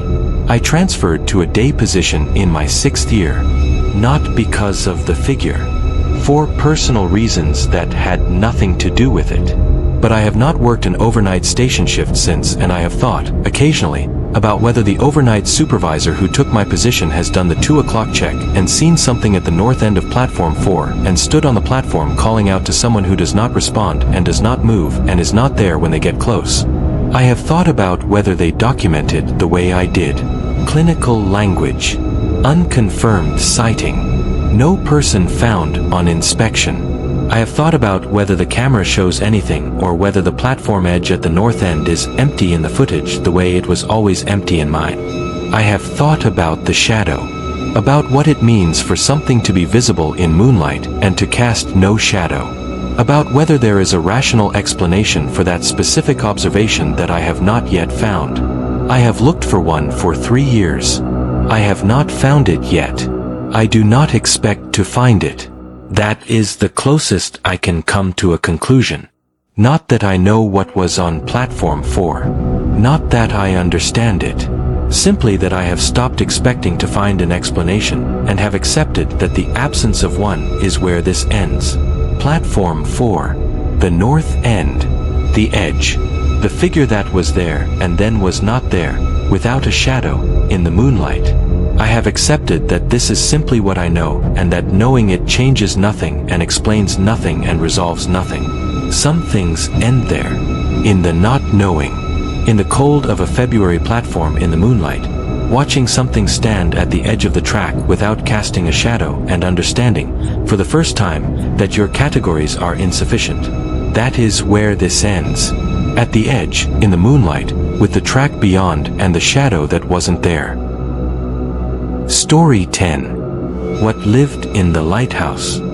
I am going to tell you the story the way it actually was, which means slowly and with all of the details in the order that I discovered them, because the order matters for understanding how it felt to be inside it, and the feeling of being inside it is the thing I most need to communicate to you. Not the facts of it. The facts I can give you in a paragraph. What I need to give you is the texture of those 4 months. The specific experience of understanding something gradually, piece by piece, the way you understand a thing when it is happening to you and you are inside it rather than outside looking at it with full information. The outside looking in version of this story is disturbing. The inside version is something else, and the inside version is what I lived and what I am going to try to give you. I was 26 when I took the lighthouse keeper position. I want to acknowledge that lighthouse keeper sounds like a thing from another century, and in most respects it is. The lighthouse I was stationed at was fully automated, had been for 20 years, and required no keeper in the traditional sense. What it required was what the coastal authority called a site maintenance officer, which meant one person living on site to monitor the lighthouse structure and the associated equipment, report any maintenance issues, ensure the site security, and carry out basic upkeep of the keeper's cottage and the surrounding ground. The position was residential, accommodation in the keeper's cottage, and was located on a small headland on the north coast, accessible by a single track road from a small village 4 miles away. I applied for reasons that were, in retrospect, characteristic of being 26. I had recently left university with a degree I was not using, I had a small amount of money saved, and I wanted to be somewhere that was not the city I had grown up in. The lighthouse position offered accommodation, a modest stipend, and solitude, all of which I believed I wanted. I got the position, and I moved my belongings into the keeper's cottage in April, and I began what I had imagined would be a year of productive solitude, during which I would write the novel I had been planning, and think clearly about my life. I did not write the novel. I thought about my life more than I had intended to, but not in the ways I had expected. The keeper's cottage was a stone building attached to the base of the lighthouse tower, small, functional, with a sitting room, a kitchen, 2 bedrooms, and a bathroom. The lighthouse tower itself was accessible from the cottage through an internal door, a heavy door that the tower mechanism was enclosed and not accessible to general visitors, and that I had a key for, but that I kept locked as a matter of habit since the tower interior had no function for me. The automated light mechanism ran without intervention. My job was the structure and the grounds, not the light. The headland was beautiful. I want to say this because it is true and because it is relevant to understanding why I stayed as long as I did. The headland had a specific quality of light and air that I had not encountered before and have not encountered since. The sea on 3 sides. The sky enormous. The land behind the headland very low, so that from the headland itself you had the sensation of elevation, of being above the surrounding country, of being in a place that had a different relationship with the sky from any place at ground level. I loved it immediately and completely, and the love was genuine, and it is still genuine even now, complicated by everything that happened, but underneath all of that still there. My first month was as I had imagined. I established a routine, got comfortable in the cottage, walked the headland extensively, made progress on what I had decided to call preliminary notes for the novel rather than the novel itself, and lived simply and pleasantly in a place that was giving me what I had come for. The Coastal Authority's regional officer, a man named Tom who drove out to check on the site every 2 weeks, was pleasant and undemanding. The village 4 miles away had a small shop and a pub, and the few people I encountered there were friendly in the incurious way of people who know that remote posting residents prefer to be left to their remote posting. The first thing I noticed was in my second month. A Sunday afternoon in May, mild, a light onshore wind. I was doing a check of the Lighthouse tower's exterior, part of my monthly structural inspection routine, walking the base of the tower and checking the pointing between the stone courses for any deterioration, checking the condition of the external lantern room glazing from below. I was on the seaward side of the tower, which faced northwest, when I noticed that the tower's access door, the door in the base of the tower that gave access to the internal staircase, separate from the cottage internal door, was not fully closed. The tower access door was a heavy iron door, hinged to open outward, secured by a deadbolt that I had the key for. I had not opened the tower access door since my first week when I had done an initial inspection of the tower interior. The deadbolt key was on a peg in my cottage kitchen. The door was ajar, perhaps 2 inches. The deadbolt was in the retracted position. The door was unlocked and open. I stood on the seaward side of the tower, and I looked at the open door, and I ran through the explanations. The deadbolt could have been insufficiently thrown, and the wind could have worked it back. The wind that day was light and onshore, coming from the northwest, from the seaward side of the tower, which was the side opposite the door, so the wind would be pushing the door closed rather than open. I checked the deadbolt mechanism. It was a quality lock, and it threw solidly, and I could not reproduce the condition of it being insufficiently thrown while appearing closed. I pushed the door closed and threw the bolt and checked the key on the peg in the kitchen, which was where it was and where it had been. I wrote it in my maintenance log as an anomaly and moved on. The door was ajar again 3 weeks later on my next monthly inspection. I wrote it in the log again. I examined the lock more carefully this time and found nothing mechanically wrong with it. I oiled the mechanism. I made sure the bolt was fully thrown. I checked the key on the kitchen peg. The third occurrence was on a Tuesday morning in June. I had not done a formal inspection. I happened to be on the seaward side of the tower for a different reason, and I noticed the door ajar, 2 inches, deadbolt retracted. I went to the kitchen and I looked at the key on the peg. The key was there. I took it to the tower door and I held it next to the lock, and I looked at the key and the lock, and I thought about what it meant for a deadbolt lock to be retracted without the key that operated it being used. Then I looked at the door more carefully than I had looked at it before. I looked at the edge of the door, the edge that had been ajar, the edge that swung out when the door opened. I looked at the iron surface and I found, on the inside edge, in the gap between the door and the frame, marks. Specific marks. The kind of marks that accumulate on a door edge when something is repeatedly inserted between the door and the frame at the point of the bolt. The marks of a shim, or a card, or a thin piece of metal being worked between door and frame to manipulate the bolt from outside. Someone had been shimming the tower access door repeatedly, using the gap between door and frame to work the bolt back, gaining access to the lighthouse tower without the key. I called Tom immediately. He drove out that afternoon, and I showed him the marks and the door and the bolt mechanism. He was methodical about it. He examined everything carefully, and he did not dismiss what I was showing him. He said he would report it to the Coastal Authority's security team and that they would investigate. He said in the meantime I should put a secondary lock on the tower access door, which we did that afternoon using a hasp and padlock from the maintenance supplies. He also said, "Have you noticed anything else? Anything unusual?" I said, "The door is the only thing I've noted." He said, "Okay." He said it in the specific way that means okay, and I have something I'm not yet sure whether to tell you, which is a way I have become familiar with over the years when people say it to me in this context. I did not press him then. I wish I had. The hasp and padlock on the tower access door held. Over the following 3 weeks, the door was not disturbed. I did my checks, logged everything normal, and told myself the secondary lock had resolved the situation. Then the sounds started. The lighthouse tower was adjacent to the cottage. The cottage was attached to the tower's base, and the internal cottage door connected them. This meant that sounds from inside the tower, if they were loud enough, could be heard from inside the cottage.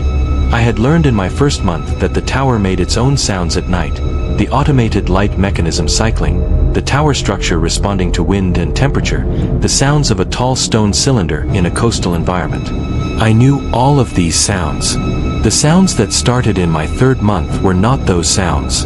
They were coming from within the tower, but they were not mechanical and they were not structural. They were, unmistakably, the sounds of a person moving in the tower. Footsteps on the iron staircase that spiraled from the base of the tower to the lantern room at the top. Slow, careful footsteps, ascending or descending, audible from my cottage bedroom when the night was otherwise quiet.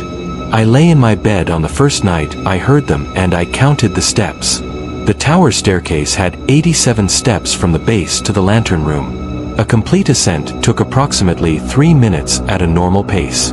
I listened to the footsteps ascending. I counted the time. 3 minutes and 20 seconds.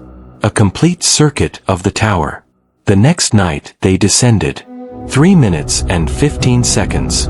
On the 3rd night they went up and then came down, and then the tower was quiet.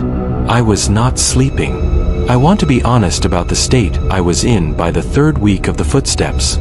I was not sleeping well, and I was spending my days in a state of suppressed vigilance that was exhausting in a specific way. The exhaustion of someone who is monitoring constantly, who has set their system to high alert and cannot find the off switch. I was still doing my job. I was still logging my maintenance checks and maintaining the site and presenting normally to Tom on his fortnightly visits. But underneath all of that, I was operating at a level of alertness that was becoming unsustainable. I checked the tower. I want to tell you this clearly. I checked it twice, in daylight, with the hasp and padlock removed and the door open and the lights on, going up all 87 steps to the lantern room and back down. Both times the tower was empty. Both times the staircase was empty and the lantern room was empty, and every level between them was empty. Empty in the day. Footsteps at night. I called Tom after the 2nd daytime check came back empty, and I told him about the footsteps. He was quiet for a long moment on the phone. Then he said he was going to tell me something that he had decided not to tell me earlier because he had not wanted to prejudice my experience of the posting, but that the current situation required him to share. He said the site maintenance officer before me had left the position 8 months before I arrived. The position before that had ended in a similar departure, also early. He said that over the past 6 years there had been 4 site maintenance officers at the Lighthouse, and that none of them had completed their contracted year. He said the departures had all been requested by the officers themselves and had all cited different ostensible reasons, but that 2 of them had, in their exit interviews, mentioned hearing things in the tower at night. I said, "Why didn't you tell me this when you offered me the position?" He said, "Because we investigated. Twice. The coastal authority sent security teams both times. They found nothing. No evidence of unauthorized occupation, no evidence of any person accessing the tower, nothing. And we needed someone in the position. The Lighthouse requires a site officer. I should have told you. I'm sorry." He said he would arrange another security investigation and that he would come out himself more frequently. He did both of these things. The security team spent 2 days at the site. They found the marks on the tower door frame that I had found, but no further evidence of access. They reinforced the hasp and padlock with a steel plate covering the frame. They put a camera in. The camera ran for 4 weeks. During those 4 weeks, I heard the footsteps on 7 occasions. On each of those 7 occasions, the camera footage showed an empty staircase. No person. No movement on the stairs. The camera was functioning correctly. It recorded me on my 2 daytime checks clearly and accurately. It recorded the staircase at all other times as empty. Footsteps on a staircase that a camera showed to be empty. I am telling you this exactly as it was. I am not embellishing it. I am not constructing it for effect. These are the facts as they occurred and as I documented them, and as Tom, the regional officer, and the Coastal Authority's security team documented them alongside me. Footsteps on 87 iron steps, audible from the adjacent cottage, on 7 nights over 4 weeks, while the camera inside the tower showed an empty staircase. I stayed for 4 months. I want you to understand that I stayed for 4 months not because I was not frightened, but because by the end I had passed through the kind of fear that makes you leave into something on the other side of it. I had documented everything. I had done my job. I had called the appropriate people, and they had investigated and found nothing, and I had stayed and kept documenting, and the thing I was documenting kept happening and nothing changed. What changed was the last night. On the last night, a night in August, warm, the sea visible from the cottage window in the last light. I was in the cottage sitting room at about 11 in the evening when I heard the footsteps begin in the tower. Ascending. The usual pace. I sat and I listened to them go up. 1 flight. 2. 3. 4. Up through the tower, 87 steps, to the lantern room. Then silence. Then, from directly above me, directly above the cottage sitting room, which was at the base of the tower, from the lantern room at the top, a sound. Not footsteps. A different sound. A single, clear, deliberate knock. As if someone at the top of the tower had knocked against the interior surface of the lantern room. Once. Clearly. I sat in the sitting room and I looked at the ceiling and I listened. 1 knock. From the top of the tower. From the lantern room where the light turned and turned in the dark above the sea. I packed my bag that night. I called Tom in the morning and I told him I was leaving. He did not argue. He said he understood and that the authority would arrange a temporary solution until a replacement was found. He thanked me for staying as long as I had. I drove away from the headland in the morning, down the single-track road toward the village. At the bend in the road where the headland came into full view, I stopped the car and I looked back at the lighthouse. The tower, white against the morning sky. The lantern room at the top, its glass reflecting the early light. I looked at it for a long time. Then I drove on. I have not been back to the headland. I have not spoken to Tom since the day I left, though I think about calling him sometimes. I think about what a replacement officer would find there, in the cottage at night, listening to the tower. I think about whether they stay or whether they do what all the others did and find their ostensible reason and leave before the year is out. I think about the knock. 1 knock, from the lantern room, from the top of 87 steps at 11 at night, with the sea visible from the cottage window in the last light of an August evening. I have tried to find an explanation for that knock for 3 years. A mechanical explanation, a structural explanation, a thermal expansion explanation, an acoustic phenomenon explanation. I have tried all of them and none of them produce a single knock from the lantern room of an automated lighthouse on a still August night. What I have is the knock. What I have is the footsteps on 7 nights on a staircase that a camera showed to be empty. What I have is 4 months in a place I loved completely and that contains something I cannot name. I still love the headland. I still love the quality of light there and the air and the sea on 3 sides and the enormous sky. I love it in the complicated way that you love something that has changed what you know is possible. Which is to say completely and with a full knowledge of what the loving costs. That is where this ends. At the bend in the road, looking back at the white tower against the morning sky, and then driving on. Thank you for watching. If you enjoyed these stories, don't forget to like, subscribe, and turn on notifications so you never miss a new horror story. Have a scary story, paranormal experience, or video idea of your own? Share it in the comments below. I read every comment and may feature your story in a future video. Stay safe, and I'll see you in the next nightmare.